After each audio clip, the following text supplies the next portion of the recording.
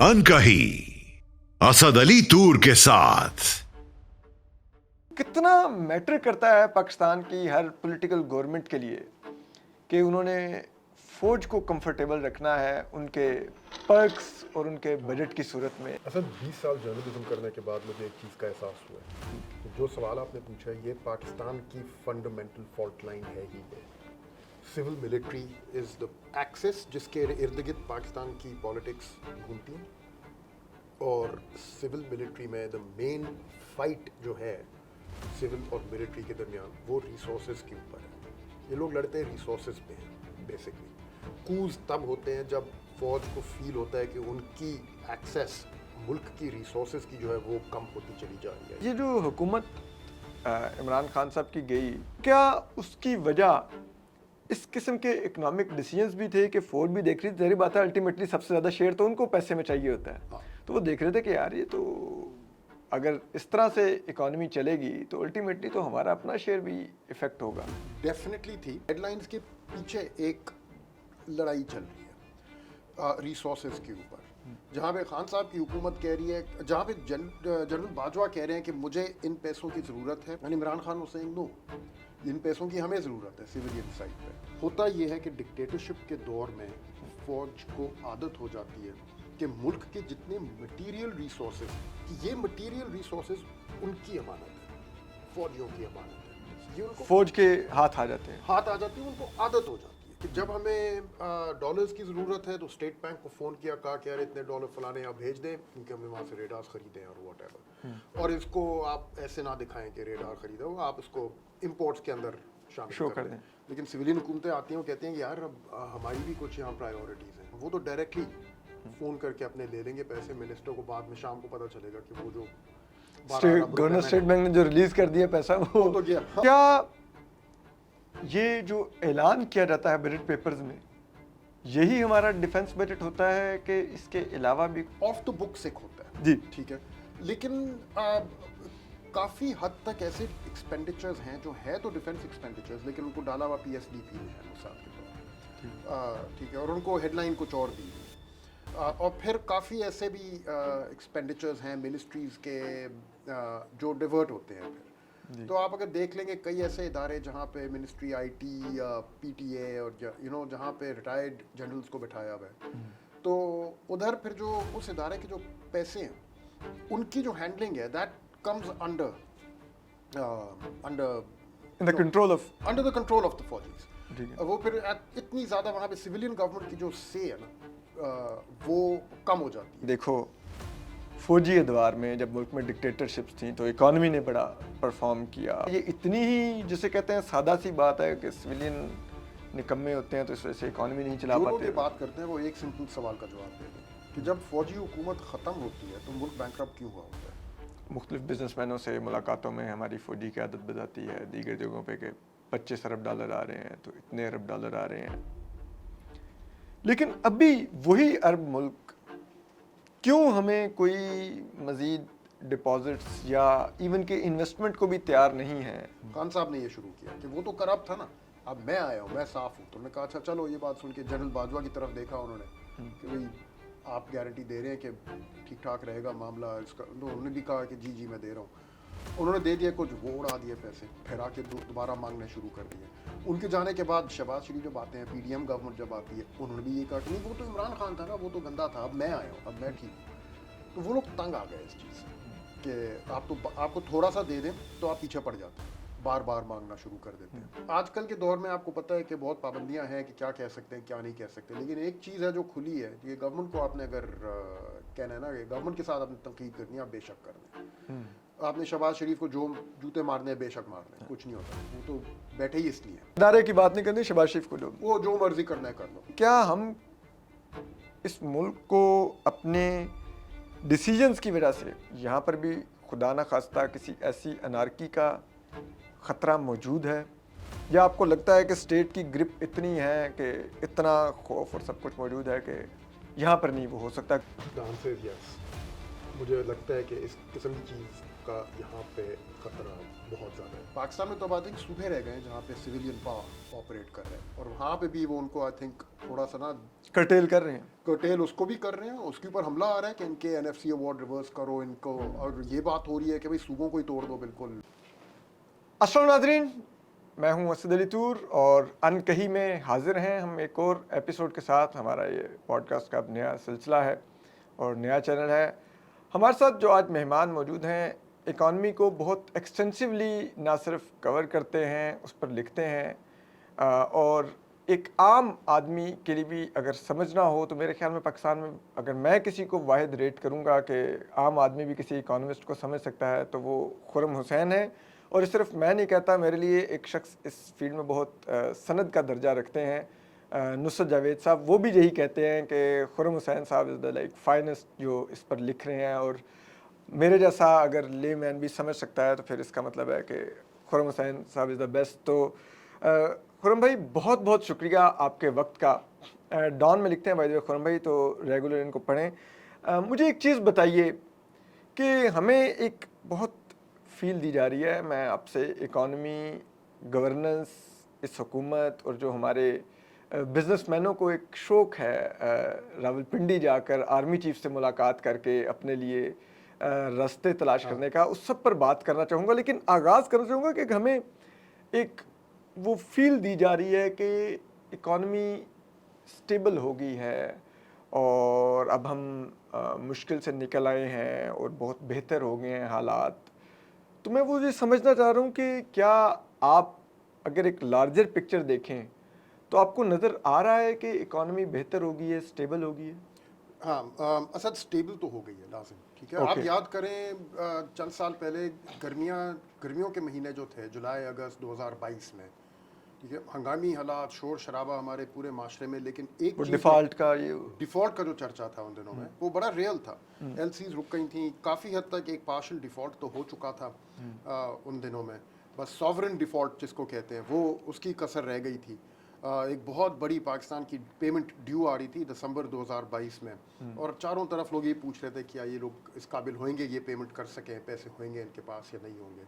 वो सारी बातें अब चली गई हैं। डिफ़ॉल्ट के किनारे पे जहां हम लोग पहुंच गए थे वहां से पीछे हट चुके हैं। अब पाकिस्तान के जो फॉरेन एक्सचेंज रिजर्व्स हैं वो कोई तकरीबन 2.5 महीने ऑफ इम्पोर्ट कवर जिसको कहते हैं वो सपोर्ट कर सकते हैं, जिसको समझा जाता नॉर्मल जो होता है दुनिया में बेंचमार्क वो 3 महीने का होता है। उससे कम अगर आपके पास हैं, 2 महीने तक अगर हैं तो उसको समझा जाता है कि आप प्रेशर में हैं। अगर 1 महीने पे आप आ गए हैं तो समझा जाता है कि क्रिटिकल है। 1 महीने से कम हो गए हैं तो फिर आप नियर डिफ़ॉल्ट लेवल्स पे आ गए हैं। तो 2022 में तो 1 महीने से कम का इम्पोर्ट कवर था पाकिस्तान के पास, अब कोई 2.5 महीने का हो गया, नॉट बैड, ठीक है। और बाकी जो पाकिस्तान के अब जैसे सितंबर के महीने में एक काफ़ी बड़ी पेमेंट आ रही है $500 मिलियन की फॉरेन क्रेडिटर्स को, और कोई कहीं पे नहीं पूछ रहा कि क्या ये लोग कर सकेंगे या नहीं कर सकेंगे। एवरीबॉडी नोज कि Pakistan is in a position to make that payment. तो डिफ़ॉल्ट की एज से हम लोग वापस आ गए, नो डाउट अबाउट दैट, और उस हद तक तो स्टेबिलिटी आ गई है। लेकिन प्रॉब्लम अब इनके लिए ये है, गवर्नमेंट के लिए, कि जहाँ पे ये लोग ले आए हैं और जहाँ पे अब आ गई है इकॉनमी, इसको स्टेबलाइजेशन कहते हैं, यहाँ पे ज़्यादा देर खड़े नहीं हो सकते आप। ये वो जगह है कि आप जितना ज़्यादा यहाँ खड़े होंगे, जितना लंबा खड़े होंगे, उतना ही नीचे आपके पैरों के नीचे जो फर्श है वो गर्म होना शुरू होता है। और वो 1 साल तकरीबन से गरम होता चला गया, और अब ये लोग तंदूर के ऊपर जैसे खड़े हैं उस तरह महसूस कर रहे हैं। उसकी बॉइलिंग पॉइंट आ रहा है, उसका बॉइलिंग पॉइंट आ रहा है। एक अब वो कितनी दूर है एकांत से 1 महीने दूर है, 6 महीने दूर है, 1 साल दूर है, लेकिन यहाँ पे आप ज़्यादा देर खड़े नहीं रह सकते। खुर्रम भाई, अगर आप ज़रा देखने वालों के लिए ये एक्सप्लेन कर सकें कि आप जो कहना चाह रहे हैं कि हमने एक जो स्टेबिलिटी हमें दरकार थी वो हमने कर ली, अब उस स्टेबिलिटी से जहाँ तक मैं समझ पाया हूँ हमें आगे बढ़ना है, यानी कि हमें अपनी इकॉनमी को अब प्रोग्रेस करवानी है। अभी हमने अपने आप को बचाया है, बिल्कुल, अब हमने प्रोग्रेस करवानी है। तो अगर हम प्रोग्रेस नहीं करवाते तो यहीं पे खड़े रहेंगे तो ये जगह आहिस्ता आहिस्ता हम एग्जॉस्ट हो जाएंगे इस जगह पर, ठीक है, और फिर दोबारा से हम वो इंस्टेबिलिटी के फेज़ में चले जाएंगे, यहाँ पर हमें फिर वो ख़तरात होंगे हमारी मईशत को। तो आप क्या यही कहना चाह रहे हैं? अगर आप एक्सप्लेन कर दें। बिल्कुल देखिए, आप पाकिस्तान में हर साल तकरीबन 20 लाख नए एंट्रेंट्स आते हैं वर्क फोर्स में, नए नौजवान जो जिनकी उम्र 18 साल की हो जाती है। 18 साल की उम्र में आके you are considered a member of the work force. अब आप नौकरी ढूंढ रहे हैं. हर साल इस मईशत ने अंदाजे के मुताबिक कोई 20 लाख नई जॉब्स पैदा करनी है मिनिमम, ताकि वो एक बैलेंस अपना रख सके, डेमोग्राफिक और इकोनॉमिक बैलेंस मेंटेन कर सके. अगर आप वो 20 लाख नई जॉब्स नहीं क्रिएट कर रहे तो आपकी हर साल एम्प्लॉयमेंट का जो लाइन है वो बढ़ती चली जाएगी. हर साल उसके अंदर लाखों की तादाद में लोग ऐड होना शुरू होंगे और ये प्रेशर कुकर की तरह के एक सिचुएशन पैदा हो जाती है. किसी भी मुल्क में अगर ये वाली सिचुएशन हो जाए कि आपकी अनएम्प्लॉयमेंट हर साल इंक्रीज करती चली जा रही है तो एक ना एक इवेंचुअली जाके पॉइंट आएगा जहाँ पे वो चीज़ फटेगी. It's inevitable. अब द ओनली थिंग उसमें डिबेट करने की फिर ये रह जाती है कि वो पॉइंट कब आएगा, 1 साल बाद आएगा या 3 साल बाद आएगा या 4 साल बाद आएगा.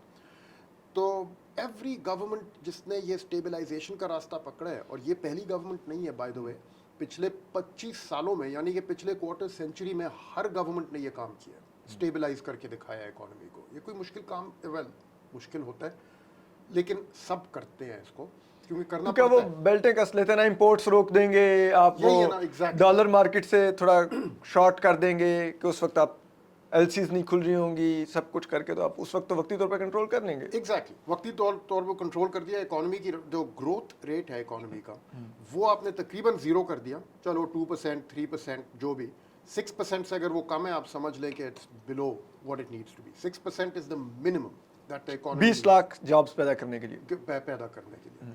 अब सिचुएशन ये हो गई है कि जुलाई 2023 से इन लोगों ने ये स्टेबलाइजेशन मेजर्स अप्लाई करने शुरू किए. उसकी एक छोटी सी प्री हिस्ट्री है कि जून 2022 में एक IMF प्रोग्राम या अगस्त 2022 में मिफ्ता इस्माइल ने वो किया था रीस्टार्ट. वो फिर डार साहब आ गए, मिफ्ता का वो जो 9 माह का प्रोग्राम था कि इलेक्शन के बाद तक का. जी तो वो वाला प्रोग्राम ये वो था जो खान साहब ने साइन किया था 19 में. उसका जो आखिरी साल था वो ये PDM गवर्नमेंट इम्प्लीमेंट कर रही थी. वो डार साहब ने मिफ्ता का पत्ता काट दिया, वो प्रोग्राम तितर बितर हो गया, इधर उधर चला गया. तो दोबारा से शुरू की वही वाली सारी स्टेबलाइजेशन जुलाई 2023 में शुरू हुई. ये वो 9 माह वाला प्रोग्राम था जिसका आपने जिक्र किया. सॉरी, जुलाई 2023 में. और वो उसकी इम्प्लीमेंटेशन शुरू हुई इंटरिम गवर्नमेंट के दौरान जब शमशाद अख्तर साहिबा वो थी फाइनेंस मिनिस्टर.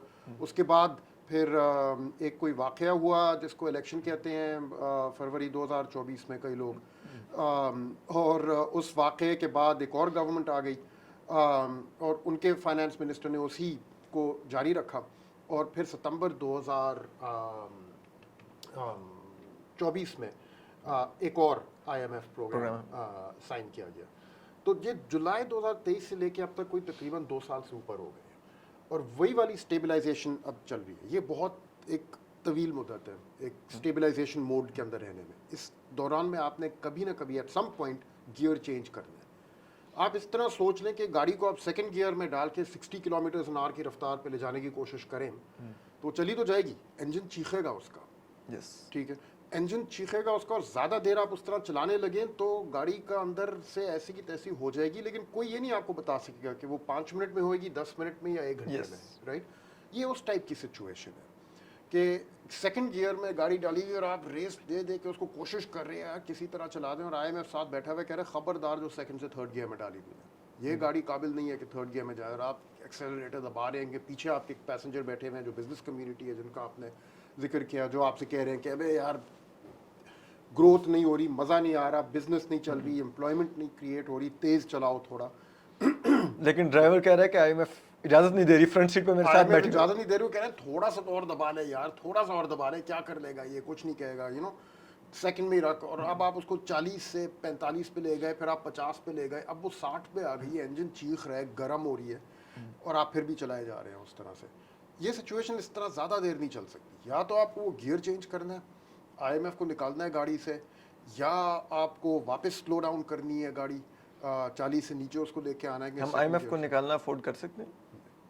नहीं कर सकते एट दिस स्टेज. अगर इस पॉइंट पे हमने एक दफ़ा किया ना ये काम 2022 में, जब डार साहब ने मिफ्ता का पत्ता काटा, आके IMF से कहा मैं आंखों में आंखें डाल के बात करूंगा, ये उनके अल्फाज थे. जी बिल्कुल. और हमें याद है कि क्या हुआ तब कि 1 साल शाहजेब खानज़ादा साहब को इंटरव्यू देते हुए बड़ा कुछ कहा था डार साहब ने. 1 साल के अंदर पाकिस्तान वापस डिफॉल्ट के किनारे पे पहुंच गया. जो जून 2023 तक اور ایمرجنسی میں ایک دفعہ IMF سے دوبارہ جولائی 2023 میں ایک نیا IMF پروگرام سائن کرنا. وہ بھی جب شہباز شریف صاحب گئے انہوں نے IMF چیف سے ملاقات کر کے minister to managing director of IMF ہم اس لیول پر گئے ڈائریکٹلی.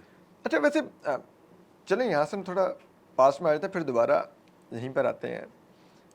ویسے 2022 میں جب عمران خان صاحب ووٹ آف نو کانفیڈنس کے ذریعے فارغ ہوئے, گو کہ that was a completely constitutional process, اس لیے مجھے تو کوئی ایشو نہیں ہے, لیکن اس وقت ہمیں یہ کہا گیا کہ اصل میں الیکشن میں اس لیے نہیں جانا کیونکہ ملک ڈیفالٹ کے دہانے پر پہنچا ہوا ہے, تو اس لیے ہم ملک بچانے کے لیے گورنمنٹ بیٹھ گئے ہیں اور اس کے لیے ہم نے اپنے پولیٹیکل کیپٹل برن کر دیا ہے لیکن اکانومی برن نہیں ہونے دی. بہت سے لوگوں کا یہ خیال ہے کہ وہ تو اس کے 2 ماہ بعد مفتاح اسماعیل صاحب کو مل گئی تھی IMF کی قسط, if I am not wrong جولائی کے اگست میں.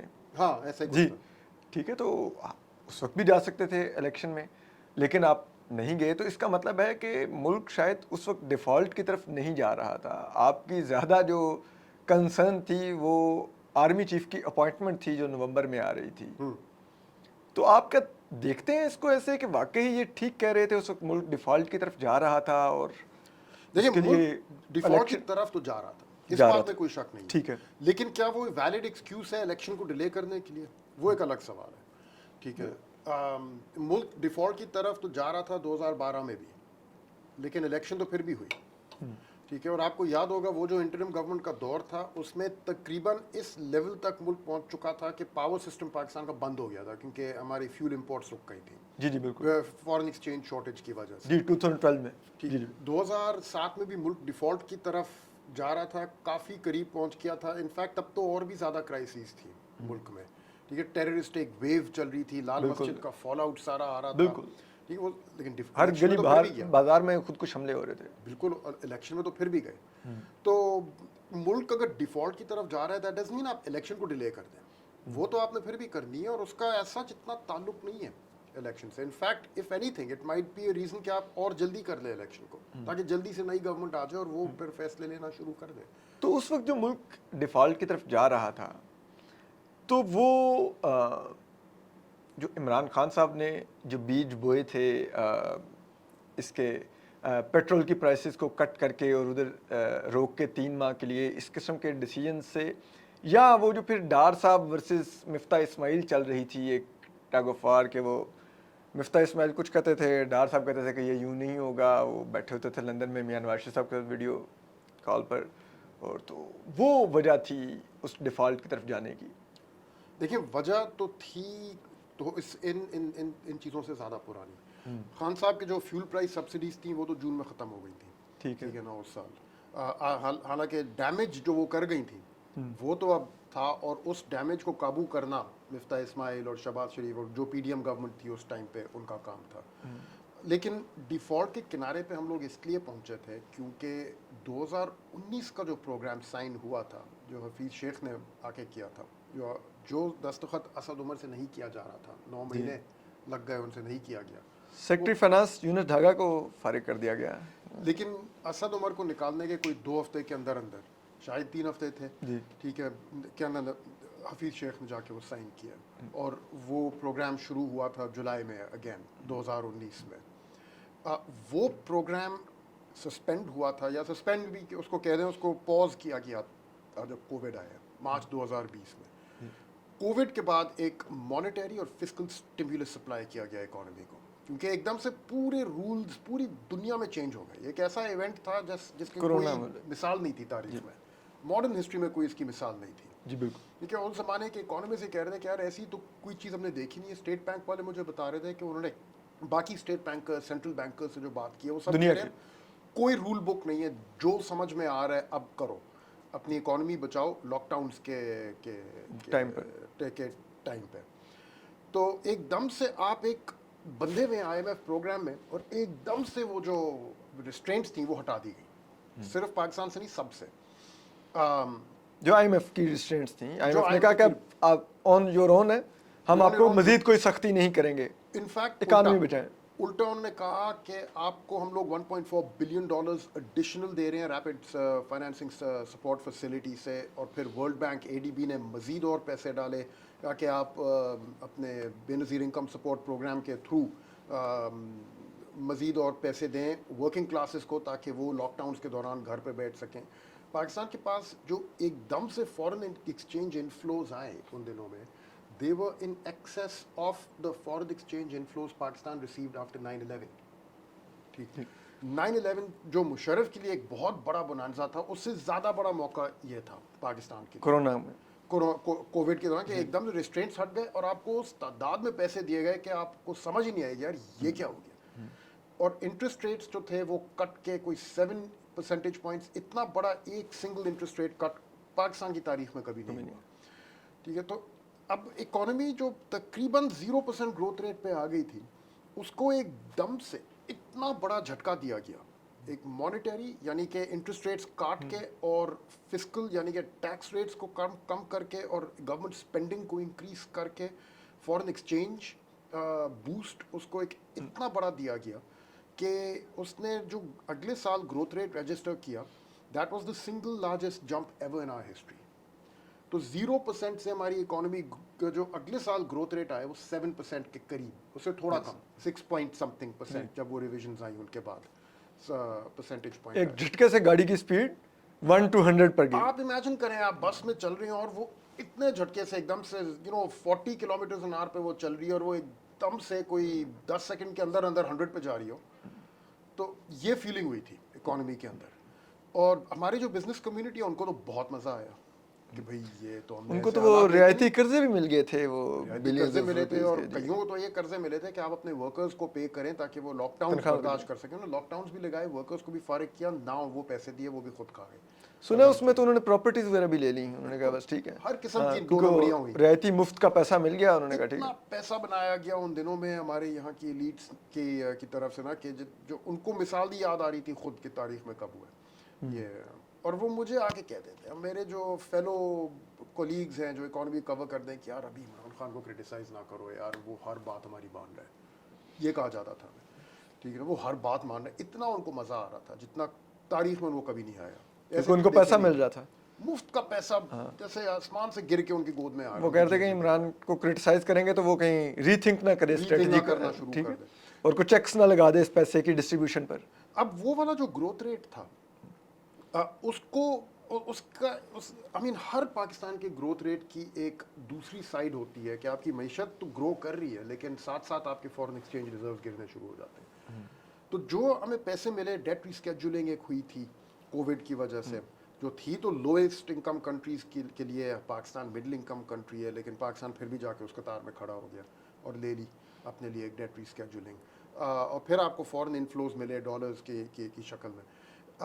وہ تو رک گئے ایونچولی, ان کا جو امپیکٹ آپ کو آنا تھا وہ تو رک گیا. آپ کی معیشت چلتی رہی اسی رفتار پہ, اور اس دوران جب اسی گروتھ ریٹ کو جاری رکھا گیا ایک اور سال, اور پھر اس کے بعد ایک اور تیسرے سال اس کو جاری رکھنے کی کوشش کی گئی, تو ایونچولی جو آپ کے فورن ایکسچینج ریزروز تھے وہ ختم ہو گئے, وہ گرنے شروع ہو گئے.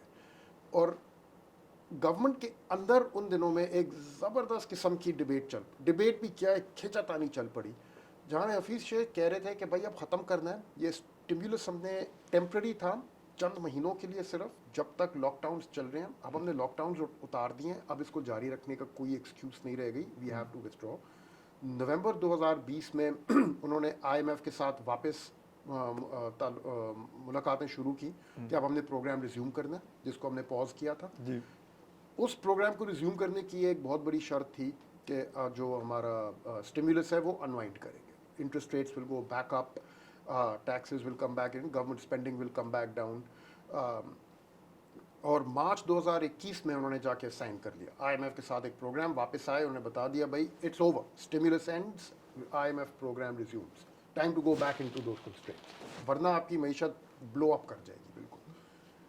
اس کے دنوں کے بعد حفیظ شیخ صاحب کو فارغ کیا گیا. کو یاد ہوگا جب جی جی وہ سینٹ الیکشن وہ سینٹ الیکشن ہارے لیکن فراغت کی وجہ وہ کیوں آ گئے بھی پارٹی کی طرف سے کوئی ڈائریکشن نہیں آئی ان کے سینیٹرز کو کہ بھی اس بندے کو سپورٹ کرو. اور پھر کہتے ہیں کہ وہ ایم این ایس بھی ناراض تھے کہ انہوں نے اس وقت وہ روک لیے تھے فنڈز وغیرہ اور چیزیں وغیرہ ہو گئے تھے تمام وہ ہو رہی تھی. اور اوپر سے جا کے انہوں نے اسٹیمولس کو انوائنڈ کرنے کی کمٹمنٹ دے دی آئی ایم ایف کو, واپس آ کے بتا دیا کہ good days are over, now it's back to the normal situation. اور ان کے پیچھے سے شوکت ترین صاحب آ رہے تھے کہتے ہوئے نہیں بھائی کیوں بند کرے, وہ بزنس کمیونٹی کے ریپرزینٹیو, بزنس کمیونٹی کی آواز, کہ اتنا خود بھی ایک بزنس مین, بہت بڑے بینکر, سب کچھ اپنا بینک بھی ان کا, کہ بھائی وہ, اور ان کے اور بھی خیر وہ تھے موٹیویشنز. نیب کا بھی ایک ان کا معاملہ تھا, نیب کا معاملہ تھا, ان کے اپنے ذاتی بینک کا بھی ایک معاملہ تھا جو آئی ایم ایف پروگرام کے ذریعے امپیکٹ ہو رہا تھا. تو وہ پیچھے سے آ گئے کہتے ہوئے کہ بھائی کیا مطلب بند کریں یہ سب کچھ, یہ غلط مان آیا ہے فلانا ڈھمکانا. تو ہٹایا گیا, شوکت ترین کو لے آئے انسٹیڈ. اینڈ شوکت ترین نے جون 2021 میں جو بجٹ اناؤنس کیا اس میں انہوں نے 1 سال اور فسکل اسٹیمولس کو کنٹینیو کر دیا. اور لوگ حیران تھے وہ بجٹ دیکھنے کے بعد کہ یار یہ آپ کے پاس, آپ کو یاد ہوگا کہ مارچ 2021 میں جو پروگرام سائن ہوا تھا وہ آئی ایم ایف نے پیسے دے بھی دیے, اور اس کے بعد مکر گیا پاکستان کہ ہمیں نہیں چاہیے یہ, اور بجٹ انہوں نے الٹا اناؤنس کر دیا, بالکل جو ڈائریکشن آپ نے اگری کی تھی اس سے الٹی. اس کے بعد پاکستان کا آن آف آئی ایم ایف کے ساتھ ریلیشن شپ رہا انٹل فائنلی مفتاح اسماعیل کم. وہ گورنمنٹ کو ہٹایا گیا, Miftah Ismail had to come in and sign, and تب by then I M F اس کہ یار آپ لوگ معاہدہ کر کے مکر جائیں. ڈو یو تھنک پھر یہ جو حکومت عمران خان صاحب کی گئی, جو میں سمجھتا ہوں کہ جس کے گرنے میں بنیادی وجہ فوج کا اپنی سپورٹ کو وڈرا کرنا تھا, جو اس وقت کی ملٹری اسٹیبلشمنٹ تھی جنرل قمر جاوید باجوہ والی, تو کیا اس کی وجہ اس قسم کے اکنامک ڈیسیجنز بھی تھے کہ فوج بھی دیکھ رہی تھی, ظاہر بات ہے الٹیمیٹلی سب سے زیادہ شیئر تو ان کو پیسے میں چاہیے ہوتا ہے, تو وہ دیکھ رہے تھے کہ یار یہ تو اگر اس طرح سے اکانومی چلے گی تو الٹیمیٹلی تو ہمارا اپنا شیئر بھی افیکٹ ہوگا. کیا یہ بھی کہیں نہ کہیں وجہ تھی؟ ڈیفینیٹلی تھی, اور یہ صرف وہ نہیں تھی کہ اگر اس طرح چلے گی. جون 2021 کا جو بجٹ تھا اس کا بجٹ اسٹریٹجی پیپر, اس کا بجٹ اسٹریٹجی میں 1 منٹ بھی یاد کرنا, اس کا بجٹ اسٹریٹجی پیپر بننا شروع ہوا تھا مارچ 2021 میں. اب آپ اور اس کے 2-3 پھر ڈرافٹس جو تھے وہ آئے سامنے. ٹھیک ہے, ہوا یہ کہ بجٹ اسٹریٹجی پیپر بنا, پھر اس کے تھوڑے پھر وزیر خزانہ چینج ہوا, ایک یا دوسرا یا پھر ایک اور نکلا بجٹ اسٹریٹجی پیپر. میرے خیال میں یاد کرنے کی کوشش کر رہا ہوں اس کے بعد شاید ایک اور بھی نکلا ہوگا, یعنی یہ 3 تھے لیکن 2 تو لازم تھے. ان میں ڈیفینس اسپینڈنگ جو تھی وہ اوپر نیچے جاتی ہوئی نظر آ رہی تھی بائی اباؤٹ 55 بلین روپیز. اور کافی یہ ایک نشانی تھی کہ behind the scenes headlines کے پیچھے, کیونکہ یہ ان چیزوں کے اوپر کوریج نہیں دی جا سکتی, بہت مشکل ہوتا ہے, کہ ہیڈ لائنس کے پیچھے ایک لڑائی چل رہی ہے ریسورسز کے اوپر, جہاں پہ خان صاحب کی حکومت کہہ رہی ہے, جہاں پہ جنرل باجوہ کہہ رہے ہیں کہ مجھے ان پیسوں کی ضرورت ہے تاکہ میں اپنے آفیسرز اور اپنے ملٹری پرسنل کو کمپنسیٹ کر سکوں اگینسٹ دا انفلیشن جو ہمارے ملک میں آئی ہے. اور 2021 تک یو ریممبر شروع ہو چکا تھا انفلیشن کا سلسلہ, مارچ اپریل مئی 2021 میں. And Imran Khan was saying no, ان پیسوں کی ہمیں ضرورت ہے سویلین سائڈ پہ. اور تو وہ اس کو کم کر رہے تھے خان صاحب, اور فوج کی طرف سے زیادہ ہو رہا تھا. ایونچولی خان صاحب got his way in that. جب بجٹ اناؤنس ہوا ہے تو جو بجٹ اسٹریٹجی پیپر جو تھا جس میں کم کیا گیا تھا اس کو, that was the amount that was included. تو جو لڑائی تھی خان صاحب کی اور جنرل باجوہ کے درمیان وہ تو شروع ہو چکی تھی بائی 2021. نارملی ہماری جرنلسٹ برادری اس کو ڈیٹ کرتی ہے نومبر 2021 سے, جب جنرل فیض حمید کی پوسٹنگ کے اوپر لڑائی ہوئی. حالانکہ مارچ سے شروع ہو چکی تھی. اٹس پاسبل کہ آپ اس سے پہلے جائیں تو اور بھی آپ کو اس طرح کے واقع نظر آ جائیں گے, چٹ پٹ چیزوں کے اوپر ادھر ادھر اختلاف رائے چل رہی ہے, ڈیبیٹ. میری جو چھوٹی موٹی خبر تھی وہ یہ تھی کہ یہ لڑائی دسمبر 2020 میں شروع ہوئی تھی, جس میں کور کمانڈرز کانفرنس میں یہ ڈیسیژن ہوا تھا کہ اب چیزیں مزید اس طرح نہیں چلیں گی. ایک واقعہ ہوا تھا جو آپ کے ہی کراچی میں, کیپٹن صفدر کو جب ان کے کمرے سے بیڈ روم سے اغوا کیا گیا, تو کہتے ہیں that was the first time جہاں پر ایک رفٹ آئی اور جو کور کمانڈرز تھے ان کو فیض حمید کو نشانہ بنانے کا موقع ملا. ان کا اس کی وجہ سے सारा कुछ हमारे पर आया है। और फिर वहाँ पर कोर कमांडर कॉन्फ्रेंस में कहते हैं बहुत तलखी हुई, कोर कमांडर्स और फैज़ हमीद साहब की अपनी पोजीशन थी, कोर कमांडर्स की अपनी थी, और बाजवा साहब ने खामोशी से ऑब्ज़र्व किया कि यार ये तो मेरी जो पूरी टॉप ब्रास है वो इस वक्त नहीं कंफर्टेबल इस सबसे। तो वहाँ पर ये डिसीजन हुआ कि चीज़ें ऐसे नहीं चलेंगी, और फिर वो आहिस्ता आहिस्ता अनफोल्ड होनी शुरू हुई। फिर जनरल बाजवा ने ये जो मार्च का पीरियड आप बता रहे हैं, और इसी दौरान फिर उन्होंने ये भी कहना शुरू किया कि हमने फैज़ को पोस्ट आउट करना है, और इमरान साहब एग्री नहीं कर रहे थे, और ये कहीं अप्रैल मई से वो जनरल बाजवा जनरल फैज़ की पोस्टिंग मांग रहे थे, तो इमरान खान साहब डिले कर रहे थे, एंड फाइनली वो अक्टूबर में आके हुई, लेकिन फिर उस पर मैच पड़ गया। Yes. तो यूर राइट, वो पहले से शुरू एक हो चुका था मामला। और मुख्तलिफ चीज़ों पे आई थिंक कराची का जो वाक़या आप बता रहे हैं, तब एक आईजी सिंध को भी अपने घर से ले जी गए जी, थे। वो उठा के लेके था, इसी वाक़े के लिए लेके इसी गए। वाक़े के लिए। तो ये बहुत बड़ा एक वाक़या था। लोग कह रहे थे यार ओवर रीच हो गया ना, ओवर आप एक्सटेंड कर रहे हैं कि ऑपोजिशन को पकड़ के जेल में डालना है आपने, लेकिन ये तो आप ओवर जेलस हो गए हैं ना उस चीज़ में।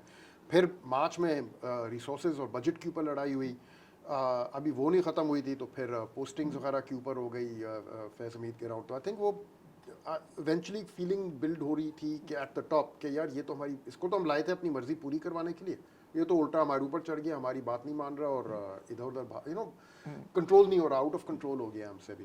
तो मुझे ये बताइए खुरम भाई, क्योंकि आप इकॉनमी को हमेशा से स्टडी करते हैं, हम देखते आ रहे हैं इसहाक डार साहब का भी एक दौर में इसी तरह बजट के ऊपर ही, जैसे कहते हैं ना, वो झगड़ा शुरू हुआ था फौज से, और उन्होंने एक प्रेस कॉन्फ्रेंस में समथिंग कह भी दिया था कि मुझे ज़रूरियात का एहसास है जो दिफा की हैं, लेकिन मुझे मुल्क के दीगर मामलात के लिए भी देखना होता है। तो वो भी सुना है कि कोई अच्छा मैसेज नहीं गया था, जिसके फिर नतीजे में डार साहब के साथ जेईटी में जो हुआ कि उनको मुल्क से ही फरार होना पड़ गया उस वक्त। असद उमर साहब उनके दौर में जब रुपी डिवैल्यू हुआ, तो वो IMF से निगोशिएट करने गए हुए थे वाशिंगटन के पीछे। जनरल बाजवा ने कुछ एंकर्स को बुलाया, और वहाँ पर काफ़ी उन्होंने गैर मुनासिब ज़ुबान में असद उमर साहब के बारे में कहा कि ये कर रहा है, वो कर रहा है, इसके रुपी डिवैल्यू करने की वजह से हमारे हथियारों की जो बाहर से हमारी डील्स हैं उसके ऊपर बड़ा इफ़ेक्ट पड़ा है। तो और वो कह रहे थे कि, और फिर आपको पता है जिस तरह असद उमर फारिग हुए एकदम से, उनको भी पता नहीं था कि इमरान खान का मैसेज आया कि लाइक यू हैव टू। और अभी आप जैसे बता रहे हैं कि हफीज़ शेख कुछ और कह रहे थे, लेकिन जहांगीर उन्होंने शौकत तरीन ने कुछ और आके किया, तो फिर तो कितना मैटर करता है पाकिस्तान की हर पॉलिटिकल गवर्नमेंट के लिए कि उन्होंने फ़ौज को कंफर्टेबल रखना है उनके पर्क्स और उनके बजट की सूरत में, कि इन्फ्लेशन भी उनकी कवर हो, उनके अफसरान की उनके कंटोनमेंट्स भी बहुत अच्छे रहें। असल 20 साल जर्नलिज्म करने के बाद मुझे एक चीज़ का एहसास हुआ है कि जो सवाल आपने पूछा है ये पाकिस्तान की फंडामेंटल फॉल्ट लाइन है ही नहीं। Civil military is the axis जिसके इर्द गिर्द पाकिस्तान की पॉलिटिक्स घूमती है, और सिविल मिलिट्री में द मेन फाइट जो है सिविल और मिलिट्री के दरमियान वो रिसोर्सेज के ऊपर है। ये लोग लड़ते हैं रिसोर्सेज पे हैं बेसिकली। कूज तब होते हैं जब फौज को फील होता है कि उनकी एक्सेस मुल्क की रिसोर्सेज की जो है वो कम होती चली जा रही है, या उसको कम करने की कोशिश की जा रही है। और कूज से पहले जब गवर्नमेंट्स और या पॉलिटिकल पार्टीज़ और फौज के ताल्लुकात ख़राब होते हैं, अभी कू नहीं हुआ लेकिन ताल्लुकात तो ख़राब हो गए, जैसे 2015, 16, 17 में हुआ है नवाज शरीफ और जनरल बाजवा के साथ, राहिल शरीफ एंड देन जनरल बाजवा।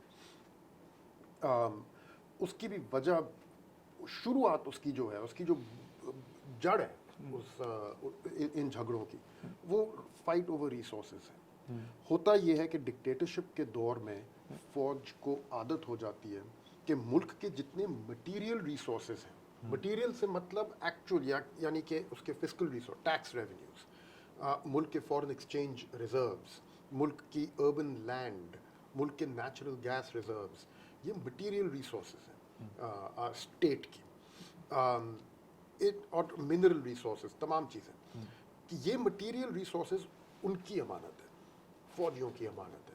ये उनको फौज के हाथ आ जाते हैं, उनको आदत हो जाती है कि जब हमें डॉलर्स की ज़रूरत है तो स्टेट बैंक को फ़ोन किया, कहा कि यार इतने डॉलर फलाने यहाँ भेज दें क्योंकि हमने वहाँ से रेडार्स ख़रीदे और व्हाटएवर, और इसको आप ऐसे ना दिखाएं कि रेडार ख़रीदा हो, आप इसको इंपोर्ट्स के अंदर शामिल शो कर दें।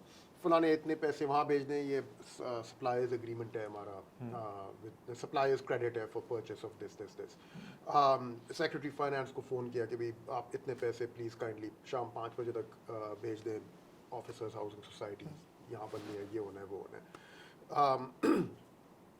जब सिविलियन हुकूमत आती है तो इस एक्सेस के ऊपर एक रुकावटें पैदा होनी शुरू हो जाती है, आहिस्ता आहिस्ता आहिस्ता आहिस्ता करके। एकदम से नहीं होता ये काम, लेकिन सिविलियन हुकूमतें आती हैं, वो कहती हैं कि यार अब हमारी भी कुछ यहाँ प्रायोरिटीज़ हैं, ठीक है ना, तो आपको शेयर करने होंगे पैसे, तो आप पहले हमें बता दिया करें आपको कितने चाहिए, तो हम उसके मुताबिक प्लान बना देंगे। वो कहते हैं यार क्या मतलब पहले बताया करें, ये पैसे मेरे हैं या तेरे, यू नो, मुझे जब ज़रूरत होगी मैं बता दूंगा आपको। और वो तो डायरेक्टली फ़ोन करके अपने ले लेंगे पैसे, मिनिस्टर को बाद में शाम को पता चलेगा कि वो जो गवर्नर स्टेट बैंक ने जो रिलीज कर दिया पैसा वो तो गया, हाँ, हो गया, वो जी रिजर्व्स में हमने वो कॉल आ गई थी। इस तरह चल रहा होता है मामला।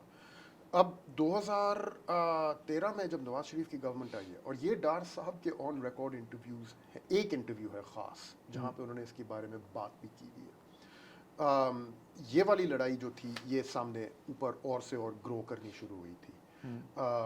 उन्होंने अपने इंटरव्यू में ये बात बताई हुई है कि मैं तो उनसे इतना ही कह रहा था सिर्फ कि आप हाथ रोके मत, आप बस हमें एडवांस में बता दें at the beginning of the year कि आपकी क्या क्या पेमेंट्स ड्यू आ रही हैं over the course of the fiscal year, ताकि मैं उसके मुताबिक प्लान बना दूँ, अपना बजट, डेवलपमेंट बजट उसके मुताबिक रखूं ताकि मुझे पता हो कितना दे सकूं, रिजर्व्स का भी मुझे पता चल जाए, इनफ्लोज आउटफ्लोज क्या होंगे, ताकि हम उसको अप्रोप्रिएटली प्रोजेक्ट कर सकें और अपना एक रियलिस्टिक टारगेट सेट करें। हम लोग टारगेट सेट करते हैं, मिड कोर्स में पता चलता है कि यार इतनी बड़ी एक ये पेमेंट थी, वो भी कर दो, हम इधर रह जाते हैं सब बिल्कुल। तो उन्होंने अपने इंटरव्यू में ये कहा है कि मैंने तो सिर्फ इतना ही कहा था कि मुझे बता दो इन एडवांस, लेकिन ये इतनी सी बात भी वो भी बुरी लगी, माइंड कर गए उनको कि भाई आप हमारे फौजी ठीक हमें बता रहे हैं, यू नो। बहरहाल आई मीन इसमें बहुत कुछ कहा जा सकता है, बट ये मेरा पॉइंट ऑफ व्यू ये है कि ये एक एक्चुअली फाउंडेशनल चीज़ है। इसके बारे में ज़्यादा लिखा नहीं गया, इसके बारे में ज़्यादा पब्लिक में डिस्कशन और डिबेट नहीं हुई। नॉर्मली अब ये समझा जाता है हमारी जर्नलिस्ट बिरादरी में कि जो फंडामेंटल प्रॉब्लम है सिविल मिलिट्री में वो फॉरेन पॉलिसी के ऊपर होती है या तो, और ये तब से शुरू था जब जुनेजो ने जाके जिनीवा अकॉर्ड साइन कर दिए थे अगेंस्ट जनरल ज़ियाउल हक़ विल इन 1986-87 एंड 87 था मेरे ख्याल में, और वो जनरल ज़िया को पसंद नहीं आई बात, उन्होंने जुनेजो की गवर्नमेंट गिरा दी। लेकिन आप उसके एक स्टेप नीचे देखें तो 86 से ऑनवर्ड्स डिफेंस बजट के इर्द गिर्द जो डिबेट शुरू हो चुकी थी between Junejo and general Zia, those were very intense. उनकी वजह से पूरा एक IMF प्रोग्राम जो 88 में साइन हुआ है वो रुका हुआ था बिकॉज ऑफ दोज डिबेट्स। बहरहाल तब से लेके आज तक ये पूरी लाइन आराम से खींची जा सकती है, it's not difficult. So like we can safely say कि पाकिस्तान की हर हुकूमत और prime minister is on the player of GHQ, और प्लेयर के लिए यही है कि जो उनकी जो ज़रूरियात हैं आपने उनको मीट करना है। एब्सोल्युटली। अपने सिविलियन उसमें आप पूरा कर सकें ना कर सकें, जो बच जाएगा उसमें आप फिर अपना फिर बच जाए उसमें आप कर लें जो करना है आपने। मुझे ये बताइए कि जो हमें एक बहुत चीज़ डिस्कस होती है वो ये है कि इनका शेयर बहुत बड़ा है बजट में। कुछ लोग कहते हैं कि वो 70%, 80%, इस तरह मुख्तलिफ फिगर्स कोट होते हैं।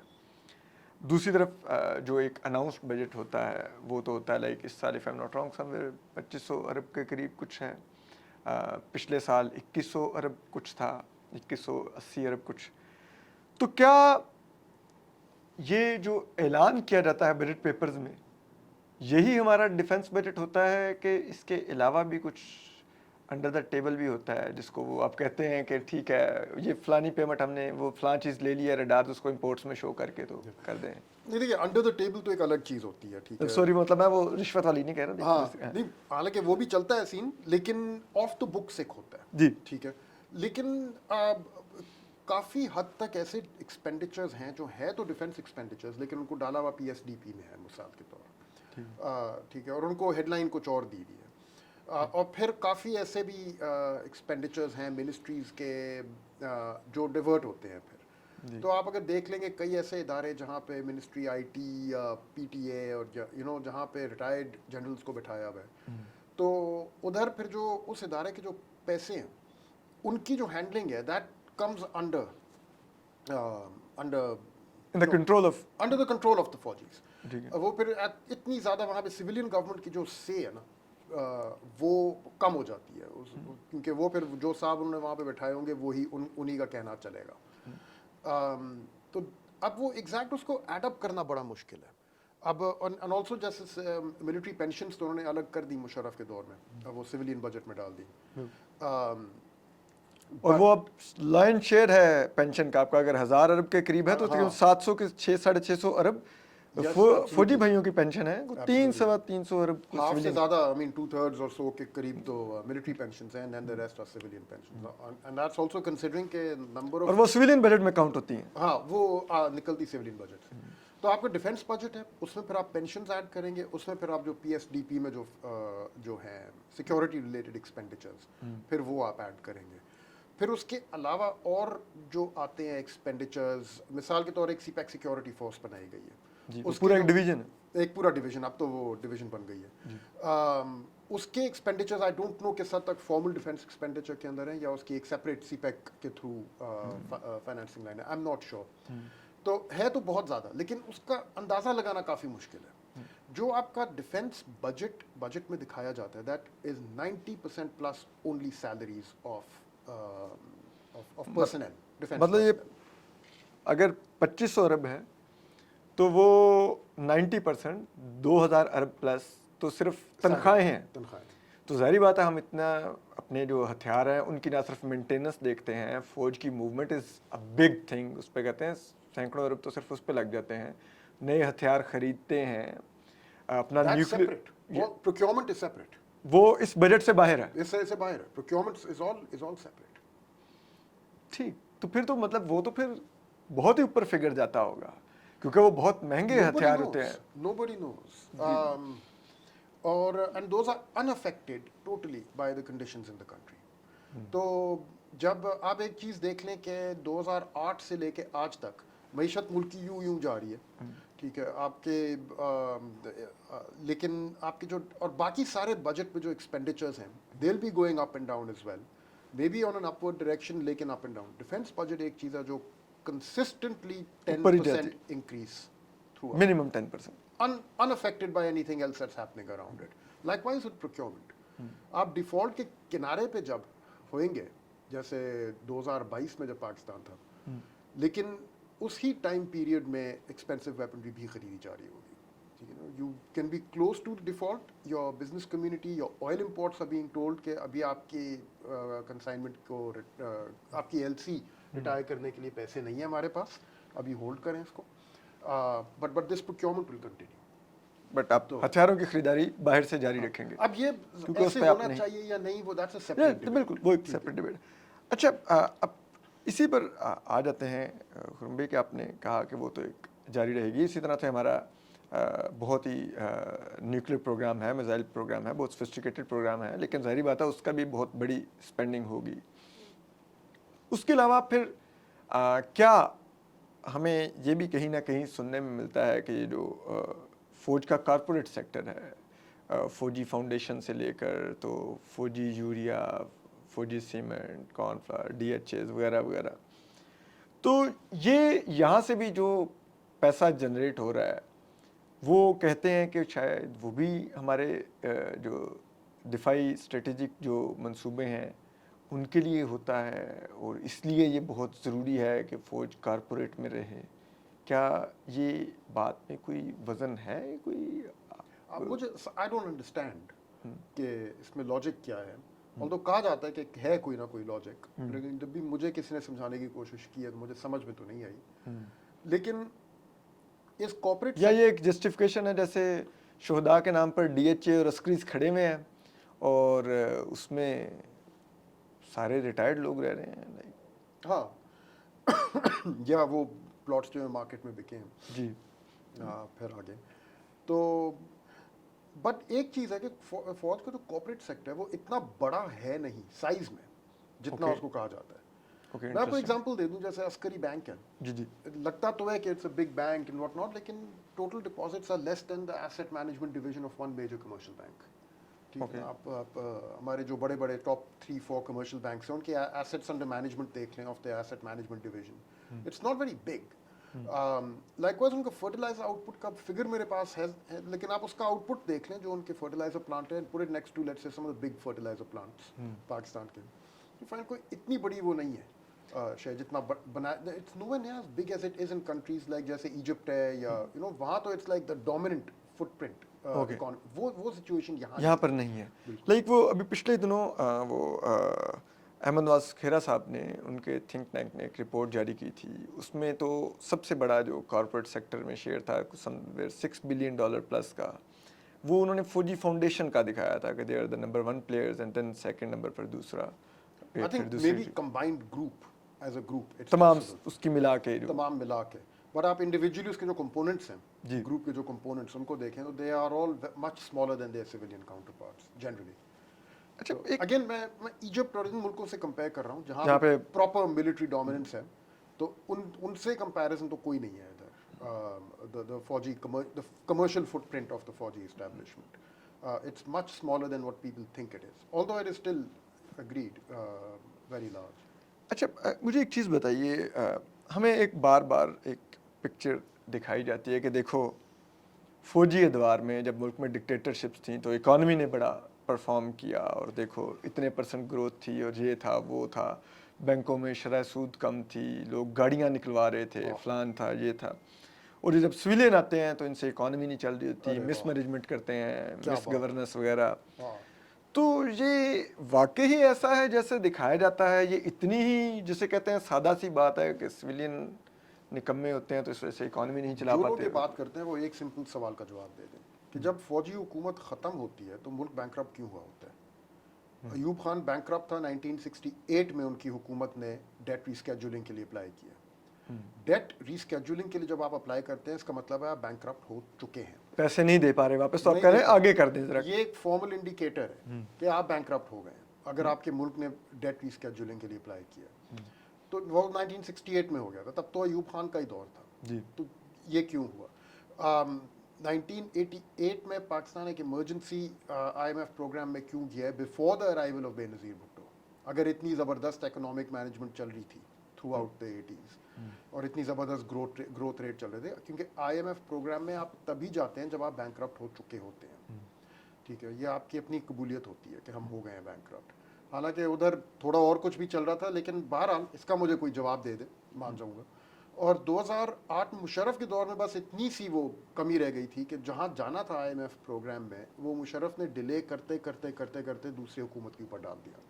करना तो ये काम 2007 में था, लेकिन मुशर्रफ ने, और ये उनके अपने फाइनेंशियल एडवाइजर सलमान शाह के ऑन रिकॉर्ड कमेंट्स हैं उस ज़माने में, जो फाइनेंशियल एडवाइजर थे और नैन फाइनेंस मिनिस्टर थे इंटरिम गवर्नमेंट में, सेइंग के ये डिले आपने कर दिया है और इसकी वजह से जो आप हैंड ओवर कर रहे हैं the areas and the built up areas ना टू द इनकमिंग गवर्नमेंट, ये तारीखी है भाई, उनको जो चीज़ अब संभालनी पड़ेगी।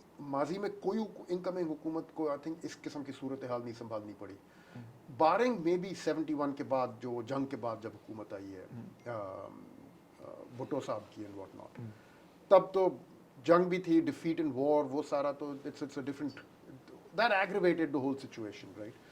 इधर तो वॉर ऑन टेरर चल रही थी, yes, you had not, well I mean you had not lost in the sense कि आपने सरेंडर तो नहीं किया था, but you were on the back foot in the sense कि you were losing territory more and more to the terrorists,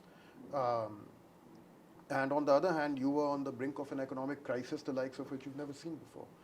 तो why does that happen then? अगर फौजी इतना ज़बरदस्त हुकूमत संभालते हैं, ये क्यों है कि वो जब भी जाते जाते हमेशा बैंकरप्ट एक स्टेट छोड़ के जाते हैं इनकमिंग गवर्नमेंट के लिए? How does that happen? और फिर मुझे ये भी ज़रा बताइए कि लाइक आप एक वो मैंने आपके आर्टिकल्स में 2-3 दफ़ा उसका रेफरेंस, अगर आप व्यूवर्स के लिए ज़रा इसको दोबारा से अगर एक्सप्लेन कर दें अपनी ज़ुबानी, जो आप कहते हैं कि बार बार रिफॉर्म्स का जब वक्त आया तो हमने वो मौका खो दिया थोड़ी सी स्टेबिलिटी लाकर اور پھر ہمیں کہیں نہ کہیں سے باہر سے ڈالرز آنے لگ گئے, مشرف دور میں وار آن ٹیرر کی وجہ سے آنے لگ گئے, تو پھر ہم ان ڈالرز کو انجوائے کرنے لگ جاتے ہیں, ریفارمز کرتے نہیں, اکانومی کے فنڈامنٹلز ٹھیک کرتے نہیں, یہ پرائیویٹائزیشن جو ایک کمپنیز بوجھ بنی ہوتی ہیں یا تو ان کو ہم ریسٹرکچر کر لیں یا پرائیویٹائز کر دیں, وہ کرتے نہیں ہیں. پھر الٹیمیٹلی جب وہ ببل اوور ہوتا ہے, وہ کسی وجہ سے ڈالرز کا فلو رک جاتا ہے, ہمیں مفت میں آ رہے ہوتے ہیں کسی ایڈ کی صورت میں, تو پھر ہم ڈیفالٹ کے دہانے پہ بیٹھے ہوتے ہیں. یہ کیا سائیکل ہے؟ یہ آپ سمجھ لیں جیسے کسی نشائی کا سائیکل ہوتا ہے, ٹھیک ہے, وہ ہمیشہ اپنا نیا فکس اگلا فکس ڈھونڈ رہا ہوتا ہے. میں بات کر رہا ہوں ان کے جو بہت سیریس قسم کے نشائی ہوئے ہوتے ہیں, تو جب تک ایڈکٹیڈ ہوتے ہیں جی, تو جب تک نشہ چل رہا ہوتا ہے وہ ٹھیک رہتے ہیں, ان کو مزہ بھی آتا ہے, وہ فنکشن بھی کر رہے ہوتے ہیں, مے بی بڑا اچھا فنکشن کر رہے ہوں سوسائٹی میں. لیکن جب وہ نشہ ٹوٹنا شروع ہوتا ہے تو ان کا مزاج خراب ہوتا ہے, ان کی فنکشن سوسائٹی میں فنکشن کرنے کی ایبلٹی خراب ہونی شروع ہو جاتی ہے, ان کی بدمزگی شروع ہوتی ہے لیفٹ اینڈ رائٹ, اور جب وہ نشہ بالکل ٹوٹ کے ان کو باٹم پہ آ جاتا ہے تو وہ گر چکے ہوتے ہیں.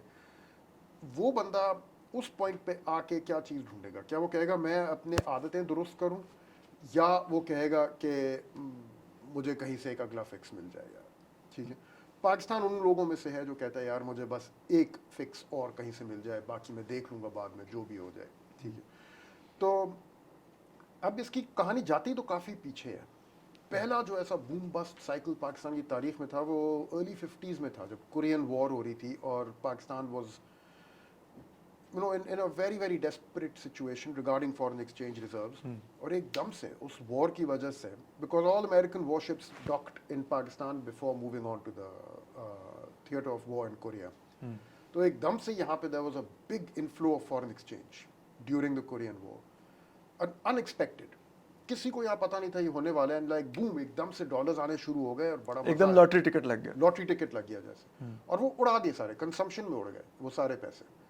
تو سافٹ ڈرنک بوٹلنگ پلانٹس لگ رہے ہیں, کوک پیپسی کی بوتلیں جو ہیں وہ ٹھاٹھو کھل رہی ہیں, ادھر ادھر بنٹ رہی ہیں, بہت مزہ آیا سب کو ان دنوں میں. جیسے ہی وہ ڈالرز ختم ہوئے اور جب کریش آیا, کورین وار اوور ہوئی, ڈالرز آنا رک گئے, امریکہ کو ضرورت نہ رہی, اکانومی کریش کر گئی. By 1958 it was a pretty serious situation. That's when the coup happened.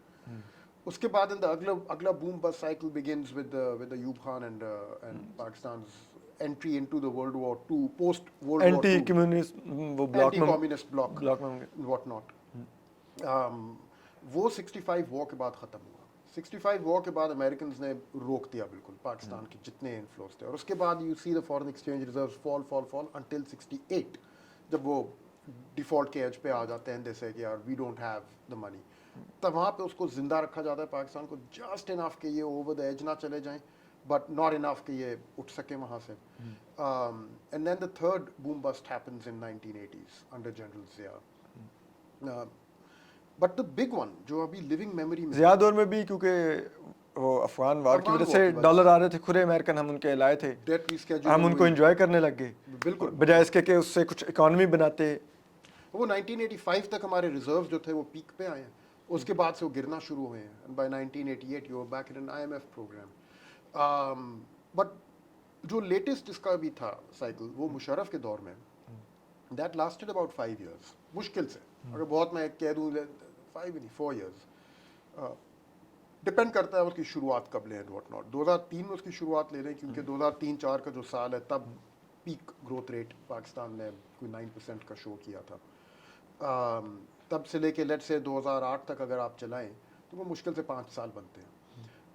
8 تک میں اس لیے کہہ رہا ہوں کہ تب پاکستان نے IMF پروگرام سائن کیا, حالانکہ وہ ختم ہو چکا تھا سلسلہ 7 میں. بہرحال 5 سال کا آپ لگا لیں maximum. All of that was because of a debt rescheduling that was given to Pakistan on favorable terms, a very favorable treatment given to Pakistan in the IMF program that was signed in 2002 because of our participation in the war on terror. اور اس کے ساتھ ساتھ 9/11 related inflows جو آئے تھے. تو ہمارا ایکسٹرنل سیکٹر تو بالکل بش ایڈمنسٹریشن نے میک شور کیا کہ ان کو اسٹیبل رکھو and let them grow because we are using them in the fight of war in Afghanistan.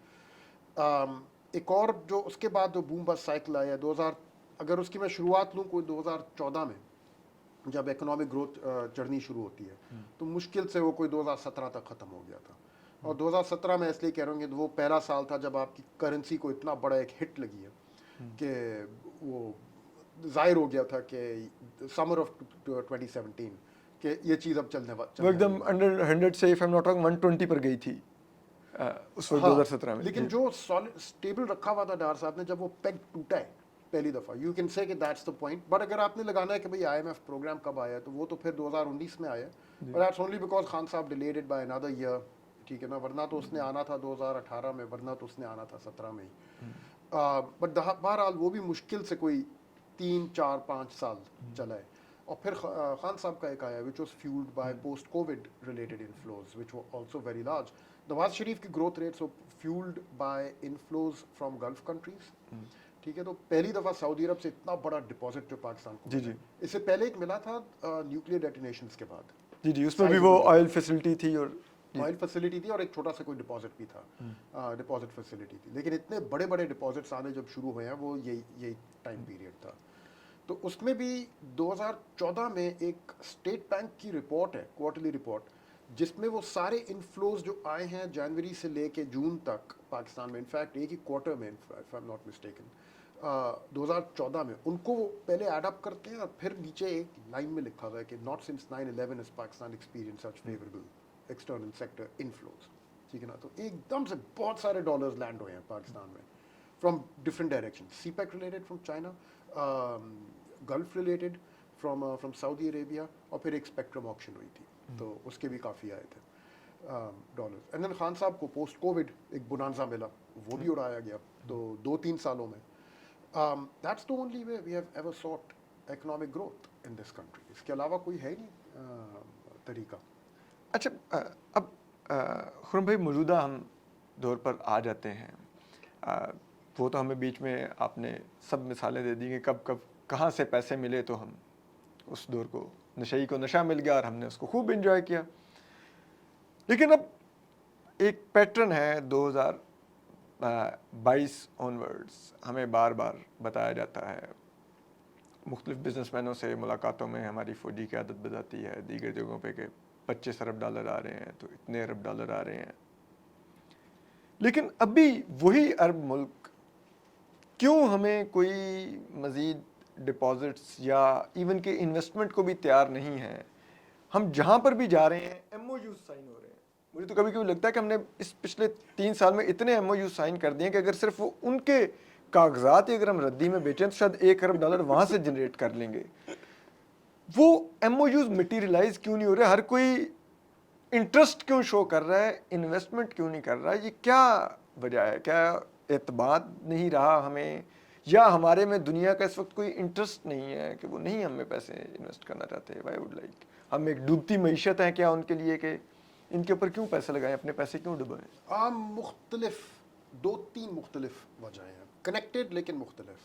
पहली चीज़ के पाकिस्तान ने बहुत ज़्यादा 2014 में जब डिपॉजिट्स मिले तो उसके बाद उन्हें आदत लगा दी कि हर 1-2 साल बाद जाके मज़ीद और मांग रहे हो, सऊदी अरब से, UAE से, कतर से, कि वो हज़म हो गए हैं, थोड़े और दे दें।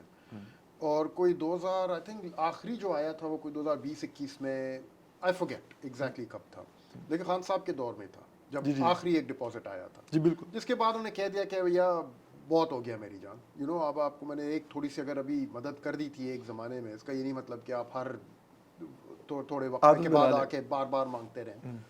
और दूसरी चीज़ कि हर दफ़ा पाकिस्तान जाके मांगे तो वही वाली कहानी लेके कि नहीं वो तो जी दूसरा वो ना वो बुरा था वो बंदा जिसको आपने दिया था, अब हमारा अच्छा बंदा आया है तो आप इसको देंगे तो अब हम बड़ा ज़बरदस्त चलाएंगे उसको। खान साहब ने ये शुरू किया कि वो तो करप्ट था ना, अब मैं आया हूँ, मैं साफ़ हूँ। तो उन्होंने कहा अच्छा चलो, ये बात सुन के जनरल बाजवा की तरफ देखा उन्होंने कि भाई आप गारंटी दे रहे हैं कि ठीक ठाक रहेगा मामला इसका, तो उन्होंने भी कहा कि जी जी मैं दे रहा हूँ। उन्होंने दे दिया कुछ, वो उड़ा दिए पैसे, फिर आके दोबारा मांगने शुरू कर दिए। उनके जाने के बाद शहबाज शरीफ जब आते हैं, PDM गवर्नमेंट जब आती है, उन्होंने भी ये कहा कि नहीं वो तो इमरान खान था ना, वो तो गंदा था, अब मैं आया हूँ, अब मैं ठीक हूँ। तो वो लोग तंग आ गए इस चीज़ से कि आप तो आपको थोड़ा सा दे दें तो आप पीछे पड़ जाते हैं, बार बार मांगना शुरू कर देते हैं हमसे। नंबर 2, उन्होंने फिर ये कहा कि आप आके हमसे मुफ्त के पैसे मत मांगे, आप आके हमें कोई एसेट दें in return, something in return, कि ठीक है मैं आपको पैसे दे रहा हूँ, मुझे इन रिटर्न क्या मिल रहा है, ठीक है, तो कुछ गिरवी रखवाइए, कुछ तो रखवाए ना। तो अब वो पाकिस्तान के अंदर, हुकूमत पाकिस्तान के अंदर वो कैपेसिटी थी नहीं कि एक कोई एसेट ऐसा तैयार किया जाए that will pass international scrutiny in terms of its financial viability, कि ये एसेट होगा, इसमें ये रिटर्न होगा, मतलब आप कह रहे हैं कि साधारण लफ्ज़ों में हमारे पास उन ममालिक को देने के लिए कोई ऐसा हमारा असासा नहीं था जिसमें उन ममालिक को हम ये एतमाद दिला सकते कि ये आपके पैसे पूरे करवा देगा, आपको ये इतना रिटर्न देगा, इतना मुनाफा देगा कि आप यहाँ से अपना इतना सक्सेसफुल ये बिजनेस मॉडल है हमारे पास। अब वो जो भी एसेट मेज पे रखे उनको दिखाने के लिए, तो वो सर्वाइव ना करे, उसको आप जब एग्जामिन करना शुरू करेंगे इसमें ये क्या है, ये कैसे होगा, तो वो तितर बितर हो जाए। तो वो कहते हैं यार इसको परे कर दो। एक जो चीज़ रह गई थी मेज पे, वो रिकोटिक की जो इक्विटी है पाकिस्तान का, जो शेयर है, गवर्नमेंट ऑफ पाकिस्तान का जो शेयर है, ठीक, और उसकी जो उन्होंने प्राइस लगाई सऊदीज ने, मैंने जो सुना है at least I don't know this for a fact in terms कि क्या प्राइस लगाई थी, but from what I know is कि the price was so low, so below, बहुत कम कीमत लगाई। उन्होंने कहा ठीक है ये हम इसमें तैयार है, इसकी हम पर शेयर प्राइस ये लगा देते हैं, कि वो प्राइस देख के गवर्नमेंट ऑफ पाकिस्तान ने कहा कि यार ये तो फिर पौने दामों हमसे खरीदने के चक्कर में, औने पौने दाम। लेकिन वो फिर जब आप इतने माशी तौर पे कमज़ोर हों और आप के इतनी ज़्यादा ज़रूरियात हों, फॉर एग्जांपल एक आम शख्स के तौर पे कि अगर आप के घर में माँ बीमार है, आपने उसकी दवाई लेनी है, बच्चों की फ़ीसें रुकी हुई हैं, मालिक मकान तंग कर रहा है, किराया क्यों नहीं दे रहे हो, और ऐसे वक्त में अगर आप घर का कोई बर्तन या कोई फ्रिज कोई बेचने मार्केट में जाएंगे और उसको पता होगा कि ये तो इस वक्त फंसा हुआ है, तो वो तो फिर अपनी मर्जी की कीमत पे खरीदेगा। हाँ बिल्कुल बिल्कुल, डिस्ट्रेस सेल जिसको कहते हैं। तो वो तो फिर वैसे ही हुई कि वो जो आप कह रहे हैं डिस्ट्रेस सेल्स, तो फिर इसी तरह होंगी। तो वो हमारे पास डिस्ट्रेस सेल करने के लिए भी जो चीज़ें थी उसमें फिर हमें कम ही रेट मिले। लेकिन क्या अब हमें ऐसे किसी, जिसे कहते हैं ना वो नए वो मवाद मिलने के लिए नशे का, क्या हमें फिर किसी जंग का, किसी उसका इंतज़ार करना होगा, या उसके बगैर हम इस मईशत को यहाँ से बेहतर करने की पोजीशन में हैं, हमारे में कैपेसिटी है इस मईशत को बेहतर करने की? अगर आप हमारी इंडस्ट्री देखें जो कि एक अरसे से उससे एक्सपोर्ट्स ही नहीं बढ़ पा रही है ना, कि उसके लिए हम कभी डॉलर को डिवैल्यू रुपए को डिवैल्यू करते हैं, कभी इंटरेस्ट रेट कम करते हैं, कभी उनको एमनेस्टी देते हैं। तो क्या हम इस मईशत को बगैर किसी बैरूनी मदद के कर सकते हैं बेहतर? हमारे में कैपेसिटी है, या हमारी मईशत में कैपेसिटी है रिस्पॉन्ड करने की? मईशत में तो है, वो हर मईशत में होती है कैपेसिटी, और at least I don't think we should say कि मईशत में कैपेसिटी है ही नहीं इम्प्रूव होने की। आपने पहली चीज़ ही देखना है कि आप अपनी मईशत में क्या चीज़ है जो इम्प्रूव करना चाह रहे हैं। ठीक है, अभी तक हम लोग मईशत की इम्प्रूवमेंट इसी नज़र से देखते हैं कि जो एग्जिस्टिंग कैपेसिटी है उसकी अगर फुल यूटिलाइजेशन हो रही हो। ग्रोथ रेट जितने पाकिस्तान में जब आए हैं ना मेजर किस्म के, जैसे 2003-4 में जो था मुशर्रफ का जो पीक किया था, वो मौजूदा कैपेसिटी जो उससे पहले डेड पड़ी हुई थी, जो फैक्ट्रियाँ बंद हुई हुई थी तकरीबन, क्योंकि मईशत बिल्कुल ही 2-3% ग्रोथ रेट पे गिर गई थी, कोई डिमांड थी नहीं, तो फैक्ट्रियों में ताले लग गए थे। वो ताले खोले गए, उन फैक्ट्रियों के दरवाजे खोले गए, उसमें वर्कर्स वापस आए और उनके पहिए दोबारा से घूमने शुरू हुए। वो वाला जो आउटपुट था, जो आपकी आइडल कैपेसिटी पड़ी थी, उसको जब दोबारा से रीस्टार्ट किया गया, वो सारी ग्रोथ वहाँ से आई थी 2003-4 में। This was not new capacity being added, ठीक है, this was not new industries, new avenues being, no new ground being broken, new productivity increases coming, कोई ऐसी चीज़ नहीं थी। एग्जिस्टिंग कैपेसिटी जो डेड है वो रीस्टार्ट हो रही थी। Same thing happened in the post Covid years. जो खान साहब का इतना बड़ा ग्रोथ जंप था, that was basically dead capacity जो एकदम से दोबारा से रीस्टार्ट हो गई। तो अगर आप अपनी ग्रोथ रेट सिर्फ यहाँ से लेके आएंगे, I am not saying don't restart it obviously, but आपने से बढ़ के आगे भी कुछ करना है, ठीक है। और उसमें इकोनॉमी में एक कॉन्सेप्ट होता है, इकोनॉमिक्स में एक कॉन्सेप्ट होता है प्रोडक्टिविटी का। प्रोडक्टिविटी का मतलब ये है कि given a certain number of inputs, कि अगर आपने एक इनपुट डाला कैपिटल, लेबर, लैंड, व्हाटएवर, तो आप आउटपुट कितना जनरेट कर रहे हैं उसी इनपुट से। अगर आप एक गिवन इनपुट से एक आउटपुट जनरेट कर रहे हैं एक साल में, और अगले साल उतने ही इनपुट से आप उससे ज़्यादा आउटपुट जनरेट कर रहे हैं, तो आपका प्रोडक्टिविटी रेट जो है वो इंक्रीज हो गया है, ठीक है। That is the key thing over here. Not the amount that you are producing, but how much you are producing minus the inputs, वो जो gap है, that has to increase year after year, and that is not happening. In fact, एक research paper है काफ़ी अच्छा, जिसके बारे में एक दिन लिखना चाहिए, और I think उस पे कुछ प्रोग्राम भी करना चाहिए. Recently छपा है, academic paper है, कोई 1-2 साल हो गए उसको छपे हुए, कि वो देख रहे हैं 1990 से लेके आज तक पाकिस्तान के प्रोडक्टिविटी इंक्रीसेस जो हैं वो कितनी हुई है, एंड देयर फाइंडिंग ना होने के बराबर है. बिल्कुल ठीक. जो भी हमारा आउटपुट इंक्रीसेस है, इट इज हैपनिंग बिकॉज जो पैदावार है हमारी कभी बढ़ी नहीं. पैदावार बढ़ी नहीं है. बस ये है कि हमारी size of the labour force increase हो रही है ना, तो जितना क्योंकि आबादी बढ़ रही है, आबादी बढ़ रही है, तो वो उसकी वजह से आपकी जीडीपी इंक्रीसेस आ रही हैं, थिंग्स लाइक दैट. एनीवे, ये मैं बहुत एक सिंप्लीफाइड वर्जन उस पेपर का प्रेजेंट कर रहा हूँ. उनकी बेसिकली फाइंडिंग ये है कि प्रोडक्टिविटी इंक्रीसेस नाकाबिल ज़िक्र हैं पाकिस्तान इकोनॉमी की 1990 से लेके आज तक, जो काफ़ी एक कॉम्प्रिहेंसिव टाइम पीरियड है. सारी गवर्नमेंट्स आ जाके अपने अपने कारनामे करके दिखा के चली गई हैं. प्रोडक्टिविटी इकोनॉमी की वहीं खड़ी हुई है तकरीबन. नाकाबिल ज़िक्र जो भी इंक्रीसेस हैं, कोई उन पर ज़्यादा बहस करने की ज़रूरत नहीं है. That is the key point here, कि आपकी अगर प्रोडक्टिविटी स्टैग्नेट कर गई है over a period of time, तो वही बात है कि जिस गाड़ी की हम लोग पहले बात कर रहे थे कि वो सेकंड गियर में डाला हुआ है और आप उसको खींच रहे हैं उस गियर को, इंजन चीख रहा है, पीछे लोग कह रहे हैं थोड़ा और दबा दे यार, साइड पे IMF बैठे कह रहे हैं खबरदार गियर चेंज किया, और वही गाड़ी के पहिए जो हैं वो मिट्टी के अंदर घूम रहे हैं. वो मुश्किल से उस मिट्टी में भी चल रही है, और वो मिट्टी जो है वो उसमें धंसती चली जा रही है. ये हमारी मैशत की स्टोरी 1990 से लेके आज तक. ठीक है. तो what is it that needs to improve in the economy? It is the productivity that needs to improve. और वो इम्प्रूव करने के लिए जो काम आपको करने हैं, it is not searching for a foreign bail out, it is implementing reform with in the economy. और वहाँ पे सारी हुकूमतें फेल हुई हैं 1990 से लेके आज तक. वी नो फेल हुई है क्योंकि this rate would not have been नाकाबिल ज़िक्र अगर वो कामयाब होती. तो that's the key thing in my opinion. ठीक है. मुझे एक चीज़ जो बहुत बॉदर करती है वो ये है कि हम जो सैलरीड क्लास लोग होते हैं, खुरम भाई, हम तो बड़ा भारी टैक्स देते हैं.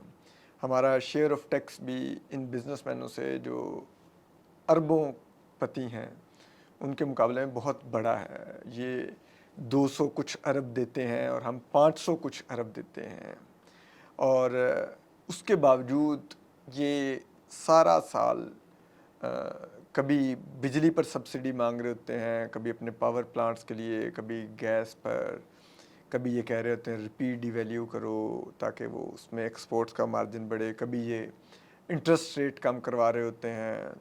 इनके बारे में कोई नए टैक्सेस या मामला आए, FBI करे, कोई एक्ट में आ जाए कि जी गिरफ्तारी हो सकती है, तो ये आर्मी चीफ के पास पहुंच जाते हैं, वो SAFC में बिठा के इनको एक रिलीफ दिलवा देते हैं. तो ये जो एक क्लास है, ठीक है, बहुत मैटर करता है. आपके मुल्क में सरमाया होगा तो मईशत चलेगी, जॉब क्रिएट होगी, लेकिन ये क्लास कभी भी ना तो इन्होंने कोई, आप कह लें कि जॉब क्रिएशन में आपको लग रहा है कोई एक्स्ट्रा ऑर्डिनरी इजाफा कर रहे हैं, ना आपको नज़र आ रहा है कि आपकी एक्सपोर्ट्स बढ़ रही हैं, कि वो तो तब बढ़ेंगी कि इसका मतलब है आप ये लोग कोई नए यूनिट्स लगा रहे हैं, नई सरमायाकारी कर रहे हैं. तो फिर किस लिए इस क्लास को यहाँ पर इतनी बार बार इंसेंटिव्स दिए जा रहे हैं लेकिन ये आउटपुट नहीं बढ़ा पा रहे? इसकी क्या वजह है? आपका सवाल बहुत अच्छा है, बहुत अहम. मुझे थोड़ा सोचना पड़ेगा इसके बारे में, इसकी बुनियादी वजह क्या है. काफ़ी तमाम फेलियर्स नज़र आते हैं, but you are absolutely right to ask कि भाई की फेलियर किधर है यहाँ पे. मैं टेंटेटिव जवाब आपको दे देता हूँ, बट बेयरिंग इन माइंड के आगे जाके I reserve the right to add to this answer. Sure, ठीक है. देखिए, बल्कि ये रिकॉर्डेड है, आप कहीं आगे आपको देने में तो हम वहाँ से एडिट करके इसको यहाँ पे प्लेस कर देंगे. श्योर. की फेलियर यहाँ पे है इमेजिनेशन का. ठीक है. हमारे बिजनेस कम्युनिटी जो है उनमें अब एक अजीब चीज़ आपको नज़र आएगी कि एक बिजनेस लीडर है, वो एक इंडस्ट्री चला रहा है. आप उससे देख लेंगे 20 साल पहले या 30 साल पहले क्या चला रहे थे, तो आप तो वही इंडस्ट्री चला रहे होंगे. Business leaders tend to go in and out of industries depending on कहाँ पे यू नो अपॉर्चुनिटीज़ कहाँ आ रही हैं. They don't do that. वो एक जगह पे आ गए हैं, एक उनकी या तो ऑटोमोबाइल्स में या टेक्सटाइल्स में एक जो उन्होंने इदारा खड़ा कर लिया जिसके तहत उन्होंने पैसे बनाए हैं, वो बस सालों साल वो चलाते रहेंगे, अपने उसी को खाते औलाद- रहेंगे. उसी का खाते रहेंगे, अपनी औलाद को वो देंगे, वो अपनी औलाद को वो देंगे, आगे वही चीज़ चलती रहेगी. और वो कॉन्स्टेंटली गवर्नमेंट से कहते रहेंगे यार आपकी एनर्जी की वजह से मेरा ये नहीं चल रहा, आपकी इंटरेस्ट रेट की वजह से मेरा ये नहीं चल रहा. भाई अगर तुम्हारा वो नहीं चल रहा तो कुछ और कर लो ना, कोई और काम ढूंढ लो. ये मेरी छोटी सी कॉन्वर्सेशन हुई थी बहुत साल पहले, जो मैं बड़े शौक से लोगों को बताता हूँ, मैं आपको भी बताऊँगा. हम लोग बाहर एक मुल्क में गए हुए थे ट्रिप पे, और वहाँ पे इन्वेस्टर्स वगैरह से मिलाया जा रहा था. एक बड़े अमीर तरीन उस मुल्क का ऑस्ट्रेलिया के इन्वेस्टर था, उससे बात हो रही थी. उससे वैसे मैंने पूछ लिया कि भाई how is business, how are things. कहते हैं वेरी बैड. तो मैंने कहा क्यों, why are things very bad. कहता है my business is doing very well, I am making a lot of money. और उसको कहते हैं वेरी बैड. अजीब बात. बिजनेस पैसा बना रहा है और वो कह रहे हैं ये बहुत बुरा है. बहुत पैसा बन रहा है मेरा और मैं बहुत परेशान हूँ. ठीक है, तो मैंने कहा भाई अगर पैसा बन रहा है तो आप परेशान क्यों हैं. तो वो कहता है क्योंकि मेरे कंपेटिटर्स जो हैं वो सब देख रहे हैं कि यहाँ पैसा बन रहा है, और नो डाउट वो प्लान बना रहे हैं इसी बिजनेस को एंटर करने का. और मेरे आज जो पैसे बन रहे हैं वो 2 या 3 साल के बाद नहीं बन रहे होंगे, क्योंकि कंपेटिटर्स आ जाएंगे, वो भी कुछ पैसे का शेयर ले लेंगे. वो ले जाएंगे शेयर, मेरे प्रॉफिट्स गिर जाएंगे. तो मेरे सर पे सवार अभी ये चीज़ है कि 2-3 साल बाद क्या अपॉर्चुनिटी है, मैं ताकि वहाँ जाने के लिए अभी से अपनी इस बिजनेस से उस बिजनेस पर स्विच करूं जहां पर कंपेटिटर्स ना हो. एग्जैक्टली. जब वो कंपेटिटर्स आना शुरू हो जाएंगे, मैं इसको छोड़ दूंगा, बेबी ये उनको बेच दूंगा और आगे दूसरे में चला जाऊंगा. This is a business leader, this is how they think. आप एक काम करें, यहाँ पे किसी बिजनेस लीडर से 2 सवाल पूछें. एक उनसे पूछें कि where do you what can the government do to help you grow your business. और आप देखना है कि आपको इतनी लंबी लिस्ट मिलेगी, उसमें क्लियरली थॉट आउट चीज़ें, बिल्कुल एक नक्शे की शक्ल की बनी हुई डिमांड्स उनके पास होंगी मौजूद. जी बिल्कुल, बड़ा अहम सवाल है आपका सर साहब, देखें अब गवर्नमेंट को चाहिए ये करें, हमारे लिए चाहिए ये करें, चाहिए ये करें. ठीक है, उनसे दूसरा सवाल पूछें कि where do you see the next generation of business opportunities out on the horizon. जब आप फ्यूचर में देखते हैं आपको कहाँ नजर, और आप देखना तितर बितर इधर उधर आपको ना आय बाय शायद शुरू हो जाएगी. आय बाय शुरू हो जाएगी. उन्होंने कभी ध्यान लगाया ही नहीं है इधर. उन्होंने कभी सोचा ही नहीं है कि यार अब ये बिजनेस जो मैं चला रहा हूँ ये तो डेड हो रही है, ये तो डूब रही है. ठीक है, मैं अब यहाँ से कहाँ जाऊँगा. माइंड यू, मैं क्विकली ऐड ये कर दूँ कि एक्सेप्शंस हैं. ठीक है, there are some who are nevertheless very keenly tuned to you know business opportunities. मैं बात कर रहा हूँ general by and large. by and large जो है. ठीक है, not the exceptions. This tells you when you do this exercise with any businessman, this tells you किस हद तक उनका सारा जो उनकी जो bandwidth है ना, mental bandwidth, वो सारी कंज्यूम हुई हुई है अपने इदारे को डे टू डे चलाने में. कि वो जी रनर भेजा था चेक जमा करने के लिए, वो पहुंचा नहीं अभी तक, वो सेठ खुद लगा था फोन पे उस पर. They are not looking out कि अगले 10 साल में क्या होने वाला है. And I can tell you for example 2005 में जब WTO आया, वर्ल्ड ट्रेड ऑर्गेनाइजेशन, उसके रन अप में मैं जब टेक्सटाइल वालों से मिलता था उनसे मैं पूछता था क्या WTO आ रहा है, कोटाज का दौर ख़त्म हो जाएगा. उससे पहले तो हमारा पूरा टेक्सटाइल सेक्टर चलता ही कोटाज पे था. हर मुल्क के अपने बाहर वाले मुल्कों के कोटाज होया करते थे कि आपका मुल्क हमारे यहाँ ये चीज़ कितनी बेच सकता है. ये सारा दौर ख़त्म हो रहा है 2005 में. आप क्या करेंगे उसके बाद. वो कहती है और आप क्या बात कर रहे हैं, 2 साल बाद मैं क्या करूँगा, मैं तो यहाँ देख रहा हूँ कि 2 दिन बाद मेरा क्या बनेगा. राइट, वो इस घुसे हुए थे कि डे टू डे के भाई तो उन दिनों तो खैर पैसे भी बहुत बन रहे थे, मज़ा भी बहुत आ रहा था. वो 2 साल आगे का नहीं देख रहे थे कि WTO के बाद क्या करेंगे आप. 2010 में जब हमारी गैस ख़त्म होनी शुरू हुई है यहाँ पे, जाहिर हो गया था, क्लियर था कि यहाँ से onwards Pakistan has rising energy costs. इसको आप नहीं अब यू कैन रोक गेट सकें. Around this. आपका पूरा इंडस्ट्रियल स्ट्रक्चर बना ही अराउंड चीप गैस है पाकिस्तान का. हमारी जितनी इंडस्ट्रीज़ हैं, फर्टिलाइज़र, सीमेंट, टेक्सटाइल्स या automobile, these are energy intensive industries. और ये एनर्जी इंटेंसिव इंडस्ट्रीज़ में हमारा इंडस्ट्रियल स्ट्रक्चर इसलिए खड़ा हुआ है क्योंकि हमारे इंडिजिनस नेचुरल गैस रिजर्व्स थे, जिसने काफ़ी हद तक पाकिस्तान की एनर्जी प्राइसेस को काबू में रखा. और वहाँ से हमारी आदतें ख़राब हो गई कि हमने कहा वहाँ ठीक से है आदतें बस ख़राब हो गई. सस्ती गैस मिलेगी. एनर्जी इंटेंसिव मैन्युफैक्चरिंग प्रोसेसेस खड़े कर दिए चारों तरफ. 2010 में वो गैस ख़त्म होनी शुरू हो गई, कम होती गई 2015 में हमने गैस इंपोर्ट करनी शुरू की। अब हम ऐसे पॉइंट पे आ गए हैं जहाँ पे ऑलमोस्ट हाफ एंड हाफ हो गया है या हो जाएगा imported versus indigenous gas. Naturally your energy prices are going to rise. ठीक, 2010 से onwards ये सिनेरियो नज़र आ गया था, और मैं आपको राइटिंग में दिखा सकता हूँ लोग जो उन दिनों में कह रहे थे। You ask your look at your industry in that time, वो लोग क्या चीज़ मांग रहे थे, उनके सर पे सवार क्या था कि जो इंटरेस्ट रेट बहुत हाई हुआ हुआ है, टैक्स बर्डन बहुत ज़्यादा है, ये जो फलाना टैक्स रेगुलेटरी ड्यूटी इस इंपोर्ट पे लगी हुई है, इन चीज़ों में वो बिजी थे, डे टू डे में घुसे हुए। This failure of the imagination has led to us basically with a dead industrial structure that cannot survive high energy, a high energy environment, that cannot survive the global competitive environment जो WTO के बाद खुला है। उन दिनों में हमारा एक ज़माना था, हमारे मेन कंपेटिटर्स हिंदुस्तान होते थे, फिर हमारा मेन कंपेटिटिव बांग्लादेश हो गया, फिर हमारा मेन कंपेटिटिव वियतनाम हो गया। 90s में आप देखें, 80s में वियतनाम को कोई पूछता भी नहीं था, वो तो हमें यही पता था कि एक मुल्क है जिसको वो अमेरिकन ने आके वॉर शोर में ऐसी तैसी करके चले गए हैं, वो तो उन दिनों में ये मुल्क होता था। आज it's like a lead competitor, हम वहीं के वहीं खड़े रह गए, बाकी मुल्क इधर उधर चले गए, और हमारे पीछे जो उन दिनों में मुल्क होते थे आज वो हमारे लीड मेन कंपेटिटर्स बने हुए हैं, और अभी तक उसी इंडस्ट्रियल स्ट्रक्चर को चलाने की कोशिश कर रहे हैं कि वो टेक्सटाइल्स के लिए क्या करें, तो ऑटोज़ के लिए क्या करें, तो इनके लिए क्या करें। ना नई टेक्नोलॉजी ला रहे हैं, ना अपने नए यूनिट्स लगा रहे हैं, ना एक्सपेंड कर रहे हैं बिजनेस इन्वेस्टमेंट की सूरत में। मुझे बिजनेसमैन से एक यही सवाल पूछना है, आप अगले 10 सालों में where is the next generation of business opportunities? आप जब आगे देखते हैं, हमेशा बिजनेस लीडर आगे देख रहा होता है ऑलवेज, क्या कहाँ नज़र आ रही है आपको? फिर ये भी मुझे बताइएगा खुरम भाई कि ये क्या हमारे बिजनेसमैनों को क्या ज़रूरत महसूस होती है कि वो कोई भी वक्त होती है, जनरल बाजवा भी आके बिजनेसमैनों से मिला करते थे, ये भी उनके पास जाया करते थे, GHQ। अभी भी रिसेंटली एक बिजनेसमैनों की मुलाकात रिकॉर्ड पर आई कि वो army chief field marshal Asim Munir साहब के पास मुलाकात के लिए गए, उन्होंने गौहर एजाज साहब ने वो फैसिलिटेट की, आपके कराची के बिजनेसमैन भी थे और भी। तो आर्मी चीफ के पास ही क्यों? क्या इस वजह से कि वो फौज अब खुद भी एक कॉर्पोरेट सेक्टर का एक बड़ा प्लेयर है, तो आप अपने एक जिसे कहते हैं, कह लें कि जो सबसे बड़ा है उसकी छतरी के नीचे जाते हैं बात करने के लिए, या आपको ये अंदाज़ा होता है कि ताकत वहाँ पर है और हम टैक्स नहीं देना चाहते, हम दीगर चीज़ों में अपने उसी तरह के वो जो हमें आदतें पड़ी हुई हैं उसी पर ज़िंदा रहना चाहते हैं कि इंडस्ट्री नहीं बढ़ानी, कुछ नहीं।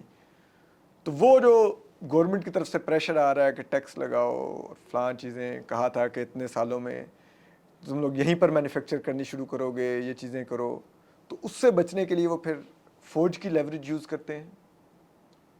मोर लेस जो आपने अभी लेटर बात जो कही है कि ताकत उनको वहाँ नज़र आती है, वो समझते हैं कि हम ताकत से डायरेक्ट बात करेंगे तो हमारा काम हो जाएगा, गवर्नमेंट से बात करेंगे तो इधर उधर जाएगी बात। ये एक पुरानी आदत है पाकिस्तान की बिजनेस एलीट की, जो अयूब खान के दौर से बनी थी, और तब से ये इस आदत से वो अपने अपनी छोड़ नहीं रहे इस आदत को।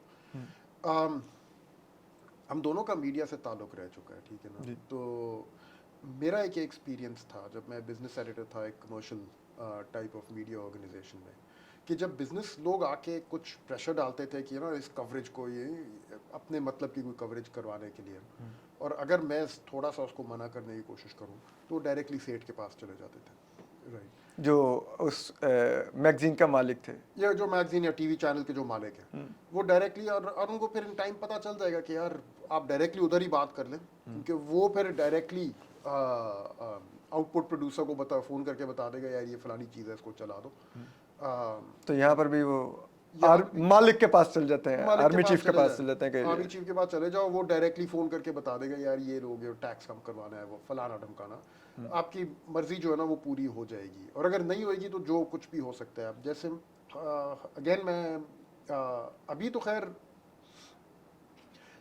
उसमें एक प्रॉब्लम भी होती है इनके लिए कि कभी कभी इट बैकफायर्स। जैसे SIFC के पास ये लोग चले गए कुछ काम करवाने के लिए, और उल्टा SIFC वालों ने कह दिया कि आप चोलिस्तान में कुछ ज़मीन खरीद लें, हम लोग यहाँ प्रोजेक्ट लेके आ रहे हैं, और उन्हीं लोगों से खरीदवा ली वो ज़मीन, वो बिक गई।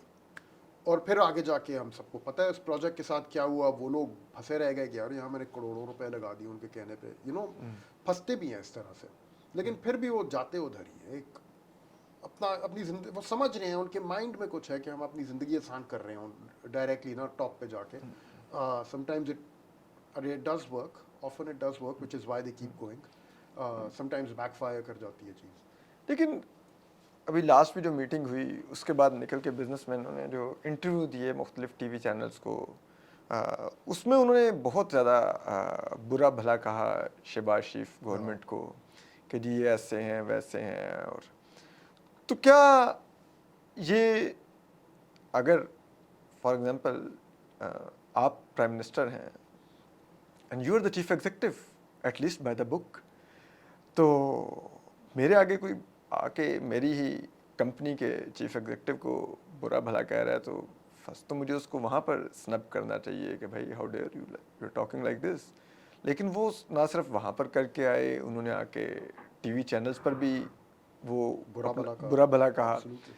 तो क्या ये जाहिर करता है कि बिजनेसमैनों को ये अपॉर्चुनिटी दी जाती है कि आप भी जाके ज़रा उनको बताएं कि चीज़ें ठीक नहीं हैं जो आप कर रहे हैं और दूसरे लोग भी खुश नहीं हैं, तो एट एनी स्टेज उसकी आपको कॉन्सिक्वेंसेस होंगे. इकोनॉमिक स्टेबलाइजेशन की पॉलिसीज फॉलो की जाती हैं तो ये होता है उसमें. जब मैंने आपसे कहा था कि इनके पैरों के नीचे फर्श जो है वो गर्म हो रहा है, right, the ground is turning hot beneath their feet, this is one example of that.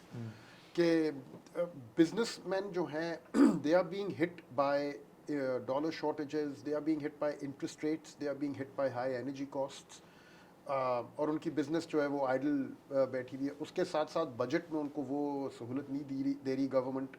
IMF का वो बहाना है या शायद जेन्युइन है. तो ये कोशिश करेंगे ऊपर जाके कंप्लेंट लगाएं. ऊपर वाले अगर कह रहे हैं कि यार ये वाली जो आप बातें मान रहे हैं, मिसाल के तौर अभी one of the top demands industry की जो है कि इंटरेस्ट रेट्स को कम करें, वो नहीं मान सकते क्योंकि IMF ने वो चीज़ मना की हुई है.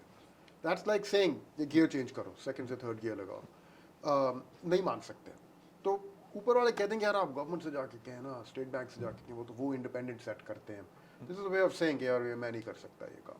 तो वो फिर निकल के आजकल के दौर में आपको पता है कि बहुत पाबंदियां हैं कि क्या कह सकते हैं क्या नहीं कह सकते. लेकिन एक चीज़ है जो खुली है, ये गवर्नमेंट को आपने अगर कहना है ना कि गवर्नमेंट के साथ आपने तनकीद करनी है, आप बेशक कर लें. आपने शहबाज शरीफ को जो जूते मारने हैं बेशक मार लें, कुछ नहीं होता. वो तो बैठे ही इसलिए हैं ऑलमोस्ट, राइट. सेरेमोनियल रोल है. इदारे की बात नहीं करनी, शहबाज शरीफ को वो जो मर्जी करना है कर लो, राइट. इतनी फ्रीडम है हमारे पास, इतनी है. और आपने राशिद जरदारी को कुछ कहना है कह दो बेशक, कोई मना नहीं करेगा आपको, कोई पाबंदी नहीं. तो वो निकल के फिर वो करते हैं इस तरह से अपनी वो भड़ास निकाल रहे हैं अपने दिल की. But this is the problem with this prolonged economic stabilisation के ये जो बिजनेस लीडर्स कर रहे हैं, दिस इज नथिंग. आप भी आवाम को एक आवाज़ दें ना, मौका दें कुछ बोलने का. जो अनएम्प्लॉयड बैठे हैं, जो महंगाई के शिकार हैं, जिनकी इनकम जो है वो 1/3 से ज़्यादा बर्न अवे हो गई है because of the inflationary fire, उनको आप एक मौका दें ना और फिर देखें क्या बातें निकलती हैं. तो this is the heat of the stabilisation moment. और इसमें से निकलना is like a top priority for the government, but they can't figure out कैसे निकले. Government as well as the overlords in the military, उनके लिए टॉप प्रायोरिटी है. दे can't figure out कैसे निकले क्योंकि रिफॉर्म्स तो उन्होंने कुछ किए नहीं है. वही इंडस्ट्रियल एपरेटस जिसके ज़रिए अगर ये ग्रोथ और एम्प्लॉयमेंट पैदा करने की कोशिश करें, उसको इस हद तक सब्सिडाइज्ड इनपुट्स देनी पड़ेंगी कि उसकी रिसोर्सेज हैं नहीं स्टेट के पास, और बाहर से उनको कोई वो बेल आउट मिल नहीं रहा. तो अभी तक बस वो बैठे हुए ट्राइंग टू फिगर आउट कि क्या करें.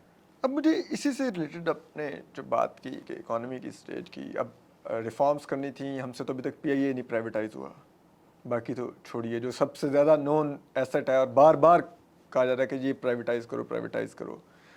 अब एक चीज़ है कि हमारी जो कर्जा है वो अब अगर मजमूई तौर पे देखा जाए तो वो 94.2 ट्रिलियन यानी कि 94,000 खरब वो पहुंच गया है. इसी तरह से ये अगर हमारे GDP के साइज़ का देखा जाए तो जो हमारी लिमिट है वो तो थी 67 पॉइंट कुछ थी, اور اب یہ 82.1 پہ کھڑا ہے. تو اور ہمیں جو فارن فائنانسنگ چاہیے اپنا ملک چلانے کے لیے وہ سم ویئر 25% ہمیں اپنے جی ڈی پی کا چاہیے ہے.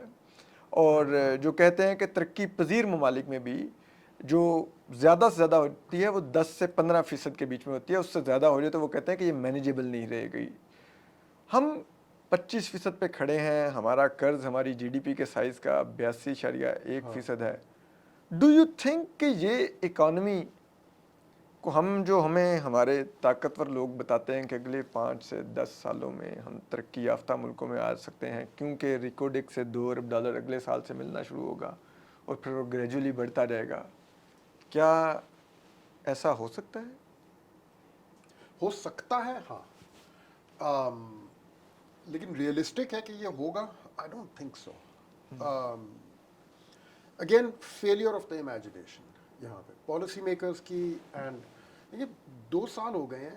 اگر کوئی ڈیپ روٹڈ چینجز آپ نے لانے ہوتے ہیں اپنی اسٹیٹ میں, اپنی معیشت میں, کہ آپ اسٹیٹ اون انٹرپرائزز کے ساتھ تو کم از کم اس کا تو کچھ کر لو یار. وہ تو آپ کے ہاتھوں میں ہے. ٹھیک ہے, ریٹیلرز کو ٹیکس نیٹ میں لانا فار ایگزامپل شاید آپ کہہ دیں کہ بھئی ہمارا بہت زیادہ مشکل ہو گیا ہے, وہ بہت زیادہ ہے, ان کی تعداد بہت زیادہ ہے, شور بہت مچتا ہے. اسٹیٹ اون انٹرپرائزز تو آپ کے ہاتھوں میں, اس کے بارے میں کچھ کر لو. لیکن وہ تک نہیں کر سکے. اور کوئی اب کیا 1.5 سال سے اوپر ہو گیا ان کو پاور میں آئے ہوئے. جو چینجز یہ لوگ ابھی تک نہیں لا سکتے. آئی مین 1.5 سال میں یہ نہیں کہہ رہا کہ آپ پورا نظام تبدیل کر دیں, لیکن ایٹ لیسٹ جو آپ کی ڈائریکشن ہے وہ ظاہر ہو جاتی ہے by that point in time. P P P government جو تھی 2008 میں, انہوں نے این ایف سی ایوارڈ اور 18ویں ترمیم جو ان کی کور وہ تھی, فوکس تھا ان کی گورنمنٹ کا, وہ پہلے سال میں دونوں نپٹا لیے تھے انہوں نے. 18ویں ترمیم پاس ہو گئی تھی, این ایف سی ایوارڈ بھی آئی تھنک اس کے ساتھ ساتھ ہی ہو گیا تھا. ٹھیک ہے. نواز شریف کی جو 2013 سے لے کے 18 کی جو حکومت تھی, انہوں نے سی پیک کے ذریعے جو کام کرنا تھا اس کی پہلے 1.5 سال کے اندر شروعات ہو چکی تھی. اس کے معاہدے سائن ہو رہے تھے, پاور پلانٹس لگنے لگ گئے تھے, پاور پلانٹس کے سارے وہ ریلیونٹ اگریمنٹس جو تھیں وہ سائن ہونی شروع ہو گئی تھیں. 2014 میں ٹرم شیٹ سائن ہو گئی تھی. ڈائریکشن جو تھی وہ سمجھ آ گئی تھی کہ وہ لوگ جو ہیں وہ ڈیولوشن آف پاور کر رہے ہیں فرام فیڈریشن ٹو پروونسز. یہ لوگ جو ہیں یہ سی پیک کے ذریعے پاور کرائسس ریزالو کر رہے ہیں اور اگلے انفراسٹرکچر انویسٹمنٹس لے کے آ رہے ہیں. دونوں کے آپ کے پاس جو مرضی اوپینینس ہوں, آپ ڈیبیٹ کر لیں, کام تو ان کا یہ تھا. ان کا کیا فوکس ہے, کچھ سمجھ نہیں آ رہی. رائٹ, کہ ڈائریکشن آپ کی کیا ہے موجودہ حکومت کی, موجودہ کو. اور 1.5 سال میں اگر آپ نہیں کر سکے, کوئی ڈائریکشن نہیں پکڑ سکے تو اٹس اوور. اب وہ انیشیٹو آپ کے ہاتھ سے نکل گیا. اب آپ وہ کوئی 2 سال کے بعد ہر گورنمنٹ جو ہے وہ ایک مینجمنٹ موڈ میں چلی جاتی ہے. پھر ہر طرف سے ان کے اوپر پریشرز اتنے زیادہ ہو جاتے ہیں کہ بس ان کو سچویشن کو سنبھالنے میں وہ ڈے ٹو ڈے افیئرز میں وہ پھنس جاتے ہیں. جو کام آپ اس ٹائم میں نہیں کر سکے, now it's very difficult. It's entirely possible maybe ایک کوئی ایسی چیز وہ کر دیں گے, پی آئی اے پرائیویٹائز ہو جائے, مے بی, کیا پتا, اگلے 1 سال 12 مہینوں کے اندر. اور یہ لوگ شاید اس کا بڑا کہ ہم نے پرائیویٹائزیشن پروگرام ریسٹارٹ کیا, 2005 میں رکا تھا یہ پروگرام, اب جا کے 20 سال بعد دوبارہ شروع ہوا ہے. But it will be more showmanship by now rather than evidence of genuine reform. ٹھیک ہے, تو and maybe it's too late as well. It's too late now. At least I think, I hope not and what not, maybe I am wrong, maybe شاید کچھ ہو جائے. لیکن یار 1.5 سال میں جو کام آپ نہیں کر سکے نا, وہ اب آنے والے 1.5 سالوں میں آپ سے نہیں ہوگا. اینڈ آلریڈی بزنس کمیونٹی جیسے آپ نے بھی بتایا کہ انہوں نے بیک فٹ پہ ڈال دیا ہے اس گورنمنٹ. اور ایسے میں خرم بھائی ابھی ایک بہت ہی بڑے فلڈ کا سامنا ہے پاکستان کو. سیلاب نے پنجاب کو بری طرح متاثر کیا ہے.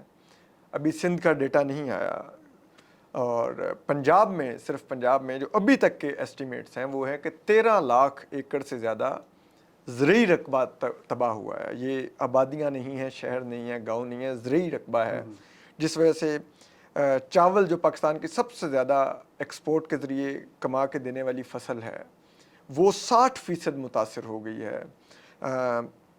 اسی طرح سے جو گنے کی فصل ہے جو ہمیں چینی دیتی ہے, آلریڈی چینی 200 روپیہ کراس کر چکی ہے, وہ 30% متاثر ہوئی ہے. کپاس جو ہماری ٹیکسٹائل ہی مین انڈسٹری ہے, اس کے لیے کپاس کی بہت ضرورت ہے, وہ 35% تباہ ہو گئی ہے. تو ایسے میں ظاہری بات ہے اب جو ہم نے اگر کوئی فارن ریزرو بنائے بھی ہیں تو وہ دے ول اگین بلیڈ. ہمیں کہا جا رہا ہے کہ شاید 5 سے 10 لاکھ میٹرک ٹن گندم کی امپورٹ کی ضرورت پڑے گی. اسی طرح سے چاول دیگر چیزوں کی قیمتیں بڑھیں گی.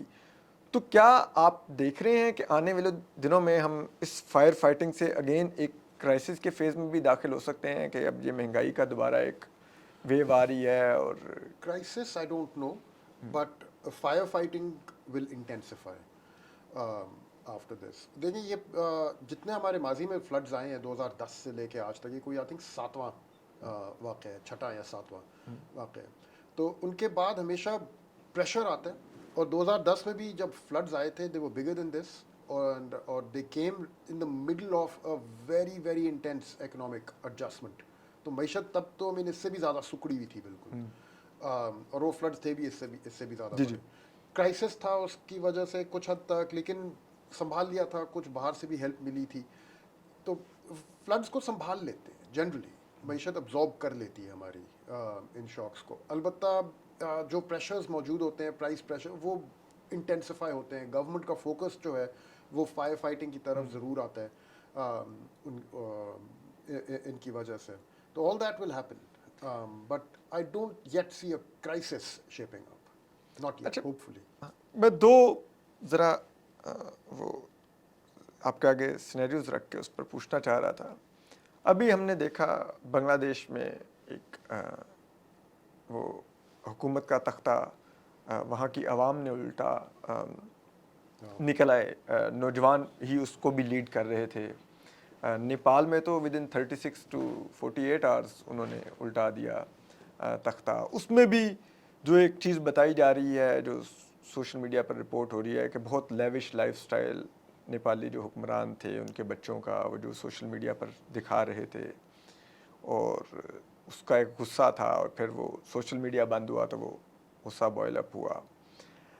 کیا آپ سمجھتے ہیں کہ پاکستان کی جو معاشرہ ہے, اور ہم تو دیکھتے ہیں کبھی کوئی اس طرح کی میس موومنٹ پاکستان میں ویسے چلی نہیں ہے, کوئی ہماری ایسی تاریخ نہیں ہے, جو بھی ہیں وہ بھی بڑی کہیں اور سے ہوائیں آتی ہیں تو پھر وہ تھوڑا بہت چل پڑتا ہے معاملہ. تو ایسا کوئی اس دفعہ آپ سمجھ سکتے ہیں, کیونکہ اس دفعہ جو یوتھ ہے وہ پاکستان کی 60% کے قریب ہے, ان امپلائمنٹ ایک بہت ہی ہائی لیول پر ہے تاریخی. جو 2017 کا 18 کا ڈیٹا یوز کر کے جو ورلڈ بینک نے رپورٹ دیا, اس کے مطابق جو عوام خطے غربت سے نیچے جا چکی ہے 45% ہے وہ پاکستان کی کل آبادی کا, اور 2017-18 میں جو مہنگائی تھی اس کے مقابلے میں آج تو بہت فرق ہے. تو آپ کو لگتا ہے کہ کیا ہم اس ملک کو اپنے ڈیسیجنز کی وجہ سے, چاہے وہ ہماری پولیٹیکل پسند یا ناپسند کی بنیاد پر ہیں یا دیگر عوامل کی بنیاد پر ہیں, ہم ایک ایسے رستے پر لے کے جا رہے ہیں کہ یہاں پر بھی خدا نہ خواستہ کسی ایسی انارکی کا خطرہ موجود ہے, یا آپ کو لگتا ہے کہ اسٹیٹ کی گرپ اتنی ہے کہ اتنا خوف اور سب کچھ موجود ہے کہ یہاں پر نہیں وہ ہو سکتا, کیونکہ ہم نے پہلے بھی کبھی ایسا رسک نہیں لیا؟ The answer is yes. مجھے لگتا ہے کہ اس قسم کی چیز کا یہاں پہ خطرہ بہت زیادہ ہے. میں آپ سے 2-3 آبزرویشنز اب شیئر کرتا ہوں, ٹھیک ہے؟ آپ دیکھیں کہ پچھلے 3 سالوں میں ہمارے خطے میں 3 ملکوں میں ایک ایسی پاپولر اپرائزنگ ہوئی ہے. سری لنکا 2022, بنگلہ دیش اگست 2024, اور اب نیپال. 3 سال 3 ملک, ٹھیک ہے. اگر آپ کاؤنٹر کلاک وائز جائیں نا, کہ ہندوستان اگر سینٹر میں ہے اور کاؤنٹر کلاک وائز جائیں, تو اگلا پھر پاکستان ہے, گھڑی کا ہاتھ جو ہے وہ ادھر ہی آ رہا ہے. نمبر 1. نمبر 2, آپ کو ان تینوں واقعوں میں ایک انسان نہیں ملے گا who saw it coming. یہ میں نے ٹرائی کیا, اس کی میں نے سرچ ورچ ماری ہے, اس کی میں نے ڈھونڈا ہے. کوئی بھی حکومت نہیں دیکھ سکی کہ یہ آ رہا ہے, حکومت کیا, کوئی انڈیپینڈنٹ اینالسٹ نہیں دیکھ سکا کہ یہ ہونے جا رہا ہے. یہ ہونے جا رہا ہے یہاں پہ. بنگلہ دیش کو آبزرو کرنے والے بڑے انٹرنیشنل ایکسپرٹس ہیں, شاید اتنے نہیں ہیں جتنے پاکستان کے لیے ہیں یا جتنے انڈیا کے لیے ہوں گے, لیکن ہے پھر بھی. Not one of them has any piece of writing out predating the thing saying کہ یہاں پہ اس کا رسک ہے, یہ چیز یہاں جا رہی ہے. Nobody ever sees this coming. That's the key thing. तीनों मुल्कों के जो मिसाल है वो हमें ये कि उस मुल्क के जो क्लोज ऑब्जर्वर्स हैं, उसके क्रेडिटर्स जो हैं, economic observers, political anything, they don't see this phenomenon coming. ये ऐसे ही कहीं से आती है चीज़. नंबर 3, तीनों मुल्कों में एटलीस्ट नेपाल का मैंने अभी पूरी तरह आई कांट येट आइडेंटिफाई, ठीक है, it's too soon. But Sri Lanka और बांग्लादेश दोनों में there was a clear economic pressure जो बिल्डअप होता हुआ नज़र आ रहा है. श्रीलंका में मैं आपको बता दूं मिसाल के तौर, एक एग्जांपल अगर मैं सिर्फ लूँ कि इकोनॉमिक शॉक जो उस मुल्क को लगा है कि जुलाई 2021 से लेके जुलाई 2022 तक जब वहाँ पे अपराइजिंग हुई है, आई थिंक जुलाई ही था, जुलाई 5 2022 जब उन्होंने अपने प्रेसिडेंट को वहाँ से ना फरार होने पे मजबूर किया. उस एक साल के अंदर पेट्रोल की प्राइस श्रीलंका में ट्रिपल हुई है. और वहाँ से मैं अगर पीछे जाऊँ कि उससे पहले उसी प्राइस को ट्रिपल होने में कितना टाइम लगा है, तो 20 साल लगे. तो अगर 150 रुपए की थी वो प्राइस, मैं अंदाज़न आपको बता रहा हूँ, 150 रुपए की थी वो प्राइस जुलाई 2022 में, तो 50 रुपए की प्राइस आपको मिड 90s में मिलेगी. ठीक है, तो मिड 90s से लेके 2021 तक उसने ट्रिपल की अपनी वैल्यू, और फिर 2021 से लेके जुलाई 2022 तक उसने दोबारा ट्रिपल की अपनी value. This is a massive economic shock, evidence of a क्योंकि इसके साथ साथ बहुत और भी, आई मीन ऑब्वियसली अगर इतनी मैसिव एडजस्टमेंट फ्यूल प्राइस में हो रही है तो उसके साथ साथ और भी चीज़ों में, फूड की प्राइसेस में भी एडजस्टमेंट्स हो रही थी, बिजली की प्राइसेस में एडजस्टमेंट्स हो रही थी, बहुत और चीज़ें भी इसी तरह. ये एक एग्जांपल के तौर में आपको बता रहा हूँ कि इतना बड़ा इकोनॉमिक शॉक एक आके लगा है उस मुल्क को, और वो सडन था, यानी कि एक साल के अंदर अंदर. एंड उसका जो इमीडिएट ट्रिगर था वो इकोनॉमिक इन अ सेंस कि एक 12 घंटे लंबा पावर ब्लैकआउट, जो पहला नहीं था लेकिन बहुत सारे होने शुरू हो गए थे उनके डिफ़ॉल्ट के बाद. मार्च में डिफ़ॉल्ट हुआ श्रीलंका में, जुलाई तक तमाम ब्लैकआउट्स होने शुरू हो गए थे, और इवेंचुअली एक ब्लैकआउट ने लोगों की सुई घुमा दी. अच्छा, बांग्लादेश में इट वाज़न्ट सडन. कोई आपको एक इकोनॉमिक ऐसी चीज़ नज़र नहीं आएगी that is sudden in nature. उधर it's gradual building up, and it centered around jobs, especially government jobs. तो उनके अगर आप अनएम्प्लॉयमेंट रेट्स देखें, स्पेशली कॉलेज ग्रेजुएट्स के unemployment rates, they went through the roof in the Covid year in 2020, और वहाँ से वो नीचे आ रहे हैं, लेकिन इतने आहिस्ता रिंग के घसीट के नीचे आ रहे हैं कि you've got a big pool of unemployed college graduates building up in that country. Year after year, और आपकी जो इकोनॉमी है वो उसको निकाल नहीं सकती. उस सब कुछ के बीच में गवर्नमेंट को एक हाई कोर्ट उनको फैसला दे देती है कि यार आप जो है ना गवर्नमेंट कोटास जो हैं नौकरियों के लिए, वो बेशक उनका जो सिस्टम था उसके मुताबिक शेख हसीना अपने लॉयलिस्ट्स को पहले जॉब दे दीजिए. तो वो judgement turned into the trigger, and then everyone came out, but the economic pressure was building up for years on it.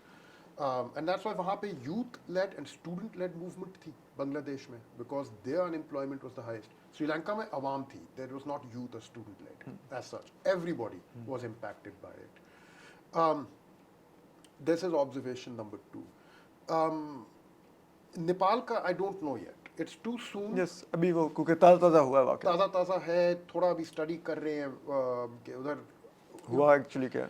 और तीसरी ऑब्जर्वेशन आप इसकी देखें कि in none of these situations did a political party और a revolutionary movement और any organised, कोई भी ऑर्गेनाइज्ड इंटरेस्ट ने इसको लीड नहीं किया, इसको ट्रिगर नहीं किया, इसको स्पार्क नहीं किया. ये खुद ब खुद स्पॉन्टेनियस ऑर्गेनिक चीज़ें थी जो हुई हैं एकदम से out of nowhere suddenly. And in the case of Bangladesh एक लूज सा लीडरशिप मूवमेंट ने खुद पैदा की, नौजवानों की, स्टूडेंट्स की, और वो एक लूज निट चीज़ थी सिर्फ. बट कहीं पे भी एक ऑर्गेनाइज पार्टी इस लोगों को, जैसे हमारे यहाँ हुआ है कि पीटीआई ये लोग ना पूरा काफिला लेके आ रहे हैं, बसें प्रोवाइड हुई हुई हैं उनके लिए, ये नहीं था उधर. स्टेज बनी हुई है, कंटेनर है, स्पीचेस हो रही हैं, एक बाद एक लीडर्स आके स्पीचेस दे रहे हैं, बड़ा ये नहीं था उसमें बिल्कुल भी. तो इससे हमें क्या पता चलता है कि economic pressures that build up اس کے ذریعے ایک کوئی سولیڈیرٹیز لوگوں میں پیدا ہوتی ہیں, ریزنٹمنٹ, شیئرڈ ریزنٹمنٹ جو لوگوں میں ہے, they find common cause with each other. سب کو لگتا ہے کہ یار میرے دل کا درد اس کو بھی پتہ ہے, اس کو بھی پتہ ہے, اینڈ تو اس کے ذریعے موب ایک بڑی جلدی پیدا ہو جاتا ہے. نمبر 3 کہ اسٹیٹ کا جتنا مرضی ٹائٹ گرپ ہو, شیخ حسینہ کا کتنا ٹائٹ گرپ تھا, کوئی ادارہ اسٹیٹ کا رہ نہیں گیا تھا جو اس کی گرپ کے باہر ہو. نہ جوڈیشری اس نے چھوڑی تھی, نہ فوج اس نے چھوڑی تھی, پارلیمنٹ نام کی تو کوئی خاص چیز رہی نہیں ہے. آئی مین اس سے زیادہ آٹوکریٹک رولر ہمارے خطے میں اب مشکل آپ کو ملے گا شیخ حسینہ سے. راجہ پاکسا تو اپنے اس کے لوگ تو پریس کانفرنس میں جرنلسٹ کو ڈائریکٹ دھمکی دے دیتے پریس کانفرنس کے دوران کہ تیری ٹانگیں توڑ دیں گے, تو نے سمجھ کیا رکھا اپنے آپ کو, ایسا سوال ایک اور پوچھا تو اس لیول کی ان کی وہ ہو گئی تھی, آٹوکریٹک اینڈ لائک اپنا control. The more sometimes if you are presiding over a dire state of affairs, the more powerful you become, the weaker you become versus the people. اور جتنا پاور آپ اپنے امبریلا کے under گیدر کر رہے ہیں, آپ اسٹیٹ کے جو بھی آپ نے جوڈیشری کو بھی اپنے نیچے لے آئے, اور آپ نے آٹونومس باڈیز جو ہیں الیکشن کمیشن یا ریگولیٹرز ان کو بھی اپنے نیچے لے آئے, پارلیمنٹ کو آپ نے بالکل ایک ربر اسٹیمپ اتھارٹی بنا دیا. آپ بے شک یہ کرتے رہے. پاکستان میں تو اب آئی تھنک صوبے رہ گئے ہیں جہاں پہ سویلین پاور آپریٹ کر رہے ہیں, اور وہاں پہ بھی وہ ان کو آئی تھنک تھوڑا سا نا کرٹیل کر رہے ہیں, کرٹیل اس کو بھی کر رہے ہیں. اس کے اوپر حملہ آ رہا ہے کہ ان کے NFC ایوارڈ ریورس کرو ان کو, اور یہ بات ہو رہی ہے کہ بھائی صوبوں کو ہی توڑ دو, بالکل نئے صوبے بنا دو, فلانا ڈھمکانا. پر جتنا زیادہ پاور ایکیومولیٹ کرتے ہیں ان دا ہوپس آف کہ ایک ڈائر سچویشن کو آپ سنبھال لیں, that can sometimes be a sign of weakness, not a sign. The more power you need to stabilize the situation shows how weak you really are. کہ no matter how much you get, it's just not enough. آپ کو اور سے اور گیدر کرنا پڑ رہا ہے اپنے اندر.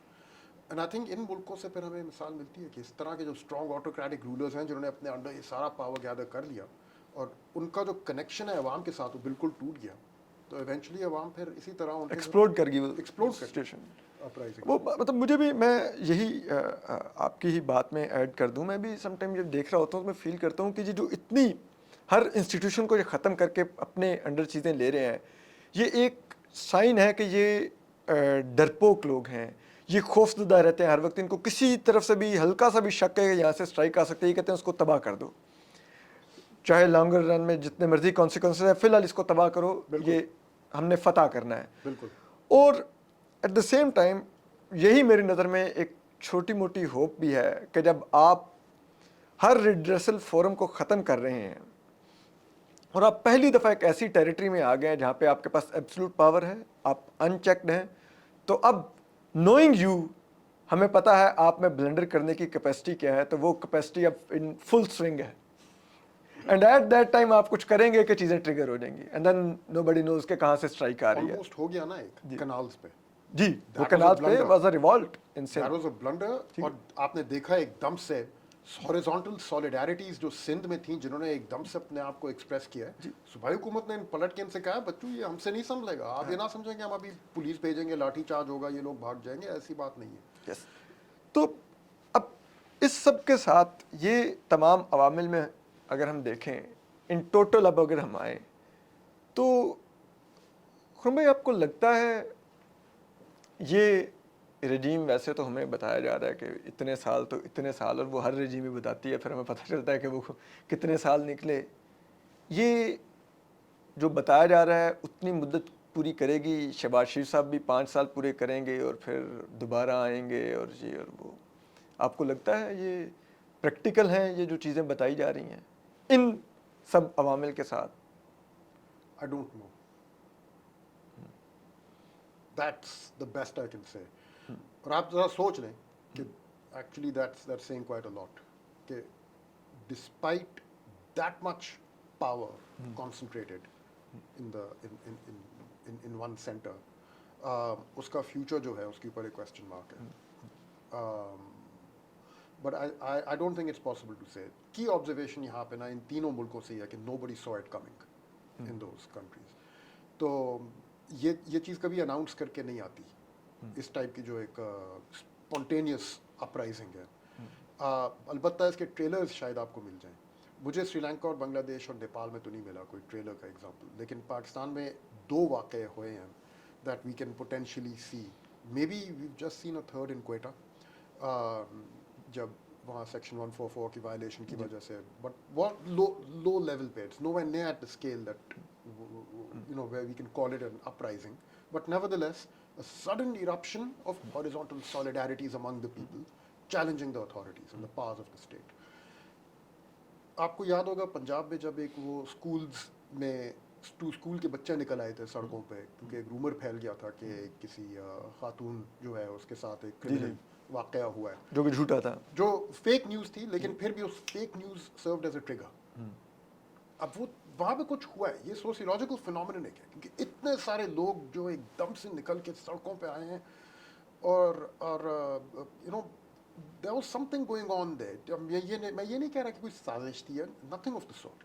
बट कोई एंगर था अंदर, वो एक्सप्रेस करने का मौका मिला था जो इस मौके पे इस तरह से एक्सप्रेस हुआ है। और बड़ी अजीब बात है कि स्कूल के बच्चे जो हैं वो आए हैं सामने, और जितना मर्जी स्टेट आके बताए कि भाई हॉस्पिटल अथॉरिटीज़ कह रही हैं कि ऐसी कोई वाक़या नहीं हुआ, तो वो इन रिटर्न कह रहे हैं ये मिले हुए हैं उनके साथ। यानी कि mistrust of institutions, discredited state, discredited उसकी इंस्टीट्यूशंस के, हॉस्पिटल्स की और मैनेजमेंट को नहीं मानने के लिए तैयार।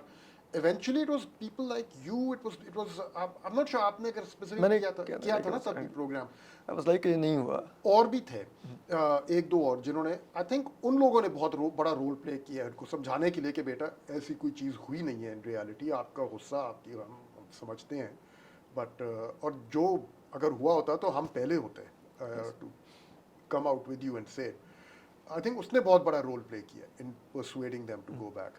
और फिर तीसरा वाक़या था was the canals again, which is an example जो आप कह रहे हैं कि अब जब आपके पास इतना पावर आ जाए तो आपको पता नहीं होता कि लिमिट क्या है, तो आप ओवर रीच कर जाते हैं, आप प्लंडर कर देते हैं, then suddenly and eruption happens. So 2-3 micro levels पे we have seen an eruption and then suddenly go back down again. Really hoping कि it doesn't come to that, क्योंकि ये वाक़े होते, और ख़ासतौर पर पाकिस्तान जैसे मुल्क में बहुत वायलेंट है। श्रीलंका में it was not very violent, there was some, Bangladesh में it was very violent, and Nepal में तो इट्स क्रेजी। उधर के आप स्टोरीज देखें, you do not want that happening in Pakistan, you do not. Same है, इसलिए मैंने कहा खुदा ना खास्ता उस, क्योंकि मुझे ये फील होता है कि पाकिस्तान में 2-3 बड़ी दहशतगर्द तंजीमें इस वक्त मुतहरिक हैं, TTP है, दाइश है, ये BLA है। ये लोग ऐसी सिचुएशन को कैपिटलाइज करने की कोशिश करेंगे और कहीं खुदा न खास्ता पाकिस्तान में सिचुएशन किसी और तरफ ना निकल जाए। एब्सोल्युटली। आखिरी सवाल, खुन भाई आपका मैंने बहुत ज़्यादा वक्त लिया, मुझे बताइए जो SIFC है, जिसको बाज़ लोग कहते हैं कि ये फ़ौज की 1 स्टॉप शॉप है पाकिस्तान में, ये आपको नज़र आया है पिछले जब से बनी है, इसने कुछ डिलीवर किया है? वेल आई मीन एक जो चीज़ डिलीवर की है वो तो बैकफायर कर गई ना, कनाल्स का प्रोजेक्ट जो समझ से बाहर है बिल्कुल। कि आप सोच क्या रहे हैं कि पानी जहाँ पे ऑलरेडी वाटर स्ट्रेस्ड हैं आपके agricultural lands, at least at that time वो फ्लड्स नॉट विद स्टैंडिंग, तो वन टाइम इवेंट है, वहाँ से आप पानी निकाल के डेजर्ट में डाल, खैर anyways that being besides the point. फिर उसने डिलीवर किया है, जैसे ये ऑल्दो तब SIFC बनी नहीं थी, लेकिन उसका जो कानून है SIFC का, उसका पहला टेस्ट केस था जब ये जो कराची पोर्ट के एक टर्मिनल का ऑपरेटिंग कॉन्ट्रैक्ट जो है वो एक फॉरेन कंपनी को दिया गया था, which was a good deal, a good application of that law. But नहीं, आई मीन उसके अलावा क्योंकि एम्बिशंस तो बहुत बड़ी थी कि हाँ वो स्पेशल इन्वेस्टमेंट फैसिलिटेशन कौंसल जो बाहर से सरमायाकारी 1 विंडो होगी, आए आप बताएं करना है, हम आपको उस तमाम इदारे सीधे करके देंगे जहाँ से आपको रास्ता बनाना है, क्योंकि ब्यूरोक्रेसी बड़ी हर्डल्स करती है और फलान है, ये है वो है, पॉलिटिशियंस इनकॉम्पिटेंट हैं, तो वो कहाँ पर उसके ज़रिए कौन सी बड़ी सरमायाकारी है? यही है असद बात के ये इदारा बनाना ही is an admission of failure on your part, क्योंकि जो प्रॉपर इन्वेस्टमेंट इन्वायरमेंट्स होते हैं वहाँ पे इस किस्म के इदारों की ज़रूरत नहीं होती। जो एक इदारा कह रहा है कि आप हमारे थ्रू आएँ तो हमारा कानून آپ ہم آپ کے لیے وہ کر دیں گے, آپ کے لیے نا ایک چھید کاٹ لیں گے کہ ہمارا قانون آپ تک نہیں پہنچ سکتا, ہمارے ٹیکس اتھارٹی آپ اس سے محفوظ رکھنے کے لیے ہم آپ کے لیے بندوبست کر دیں گے. تو یہ تبھی دیے جاتے ہیں جہاں پہ آپ کے قانون پہ کوئی کانفیڈنس نہیں ہے, جہاں پہ آپ کے ٹیکس لاز اور ٹیکس اتھارٹی پہ کوئی کانفیڈنس نہیں ہے, جہاں پہ آپ کے ریگولیٹرز, آپ کی گورننس اتھارٹیز پہ کوئی کانفیڈنس نہیں رہ جاتا, تب آپ جا کے ایسے چیزیں آفر کرتے ہیں. اور جو لوگ ہیں جن کا انویسٹر سائڈ سے, جن کی SIFC سے باتیں ہوئی ہیں, وہ مجھے یہ بتاتے ہیں ملنے کے بعد کہ یار یہ لوگ تو مجھے ابھی بتا رہے ہیں نا کہ آپ آ جائیں انویسٹ کر لیں, وی ول میک شیور کہ آپ کی انویسٹمنٹ صحیح رہے گی. آپ جب پوسٹ آؤٹ ہو جائیں گے دوسرا آئے گا تو پھر کیا بنے گا؟ ٹھیک ہے نا, آپ کے ملک میں تو یہ بڑا کامن ہو گیا اب کہ ایک بندہ کہتا ہے کہ آپ آ جائیں انویسٹ کریں, اور دوسرا آتا ہے کہتا ہے کہ نہیں ہم تو نہیں مان رہے, اور وہ کانٹریکٹس رینیو اور وہ کانٹریکٹس کو ری نیگوشیٹ کرنے کی باتیں شروع کر دیتے ہیں. تو just having an ادارہ like this actually discourages investment because it shows کہ آپ کے انویسٹمنٹ کلائمیٹ میں کوئی بہت بڑی خامیاں ہیں جس کی وجہ سے آپ کو کوئی اسپیشل قسم کی ٹریٹمنٹ دینی پڑ رہی ہے ٹو فارن انویسٹرز, اور وہ خامیاں are more problematic than whatever facilitation you can provide through the SIFC. میں آپ کی بات پر کنکلوڈ کرتے ہوئے بہت شکریہ خرم بھائی آپ کے وقت کا. میں یہاں پر آپ کو ایک بات کہہ کے کنکلوڈ کرنا چاہتا ہوں کہ میری دو بہت ہی اس ملک میں, اگر آپ کہہ لیں کہ اس ملک میں 5 بہت ہی طاقتور غیر ملکی شخصیات کو اگر آپ کاؤنٹ کریں گے تو ان میں سے 2 کے ساتھ ایک اسی طرح پرائیویٹ لنچ پر میری ملاقات ہوئی, تو انہوں نے ایک بات جو کہی جو میرے لیے بہت الارمنگ تھی, تو کیونکہ میں نے انہیں کہا کہ آپ انویسٹمنٹ اور یہ کیا سوچتے ہیں پاکستان کے بزنس انوائرمنٹ کے بارے میں, تو انہوں نے مجھے کہا کہ 2 مثالیں انہوں نے دی. انہوں نے کہا کہ ایک تو یہ جو اپنے انڈیپینڈنٹ پاور پلانٹ سے جو ری نیگوشیٹ کیے ہیں ایگریمنٹس, انہوں نے کہا ہم سمجھتے ہیں کہ اس میں چیزیں انفیئر ہو سکتی ہیں جو ان ایگریمنٹس میں پہلے لکھی گئی تھیں, بٹ جب ایک اسٹیٹ ایگریمنٹ کرتی ہے تو اس کو وہ آنر کرنا ہے. اور انہوں نے کہا کہ اگر آپ کچھ عرصے بعد بازو مروڑ کے کہیں گے کہ نہیں یہ یوں نہیں یوں ہوگا, تو انہوں نے کہا وہ پھر انویسٹمنٹ کے لحاظ سے وہ آپ اسٹیٹ ایسی نہیں ہے کہ آپ پر اعتماد کیا جا سکے. دوسرا انہوں نے مجھے بتایا کہ ایک ہم نے باہر سے کوئی منگوائی تھی کوئی شپمنٹ, جو بعد میں یہاں پہ انوائرمنٹ کے لحاظ سے ہمیں کوئی اور اوپینین آ گئی, وہ ادھر پورٹ پہ پھنسی رہی بہت عرصہ, ہم نے اس کو نہیں آنے دیا. انہوں نے کہا کہ باہر سے بھیجنے والوں کا بھی نقصان ہوا, یہاں سے امپورٹ کرنے, کیونکہ یہاں پر ایک دم ایک رات کسی کو خیال آیا کہ نہیں یہ تو ایسے ہے ہمیں نہیں لینا. آئی تھنک وہ کچھ پیٹرولیم پروڈکٹ سے ریلیٹڈ تھی کچھ وہ, تو انہوں نے کہا کہ ایسے ملک میں اگر آپ ہم دونوں کو کہیں گے کہ ہم اپنے ملکوں میں اگر کہیں کہ آپ یہاں پر انویسٹ کریں, تو انہوں نے کہا کبھی نہیں ہم کریں گے, ہم کبھی نہیں وہاں پہ لوگوں کو انکریج کریں گے کہ وہ پاکستان میں انویسٹ کریں. تو جب آپ کا بزنس انوائرمنٹ ایسا ہے کہ وہی بات ہے کہ اسد علی طور کہہ رہا ہے کہ خرم بھائی آئے سب کچھ ٹھیک ہے, اور اسد علی طور کے بعد جب اسد علی طور کا ٹینیور ختم ہوتا ہے, پوسٹنگ ہوتی ہے, کوئی اور آتا ہے, وہ کچھ اور سوچتا ہے, وہ کہتا ہے خرم حسین وہ جو اسد علی طور نے اس کپ کی آپ سے ڈیل کی تھی اتنے میں کپ نہیں ہم نے لینا تھا, we will change the price. تو پھر کون آئے گا؟ بہرحال بہت بہت شکریہ خرم حسین کے وقت کا, اور بہت شکریہ آپ کے دیکھنے کا. دیکھتے رہیے, سبسکرائب بھی کیجیے. تو بہت شکریہ, اللہ حافظ.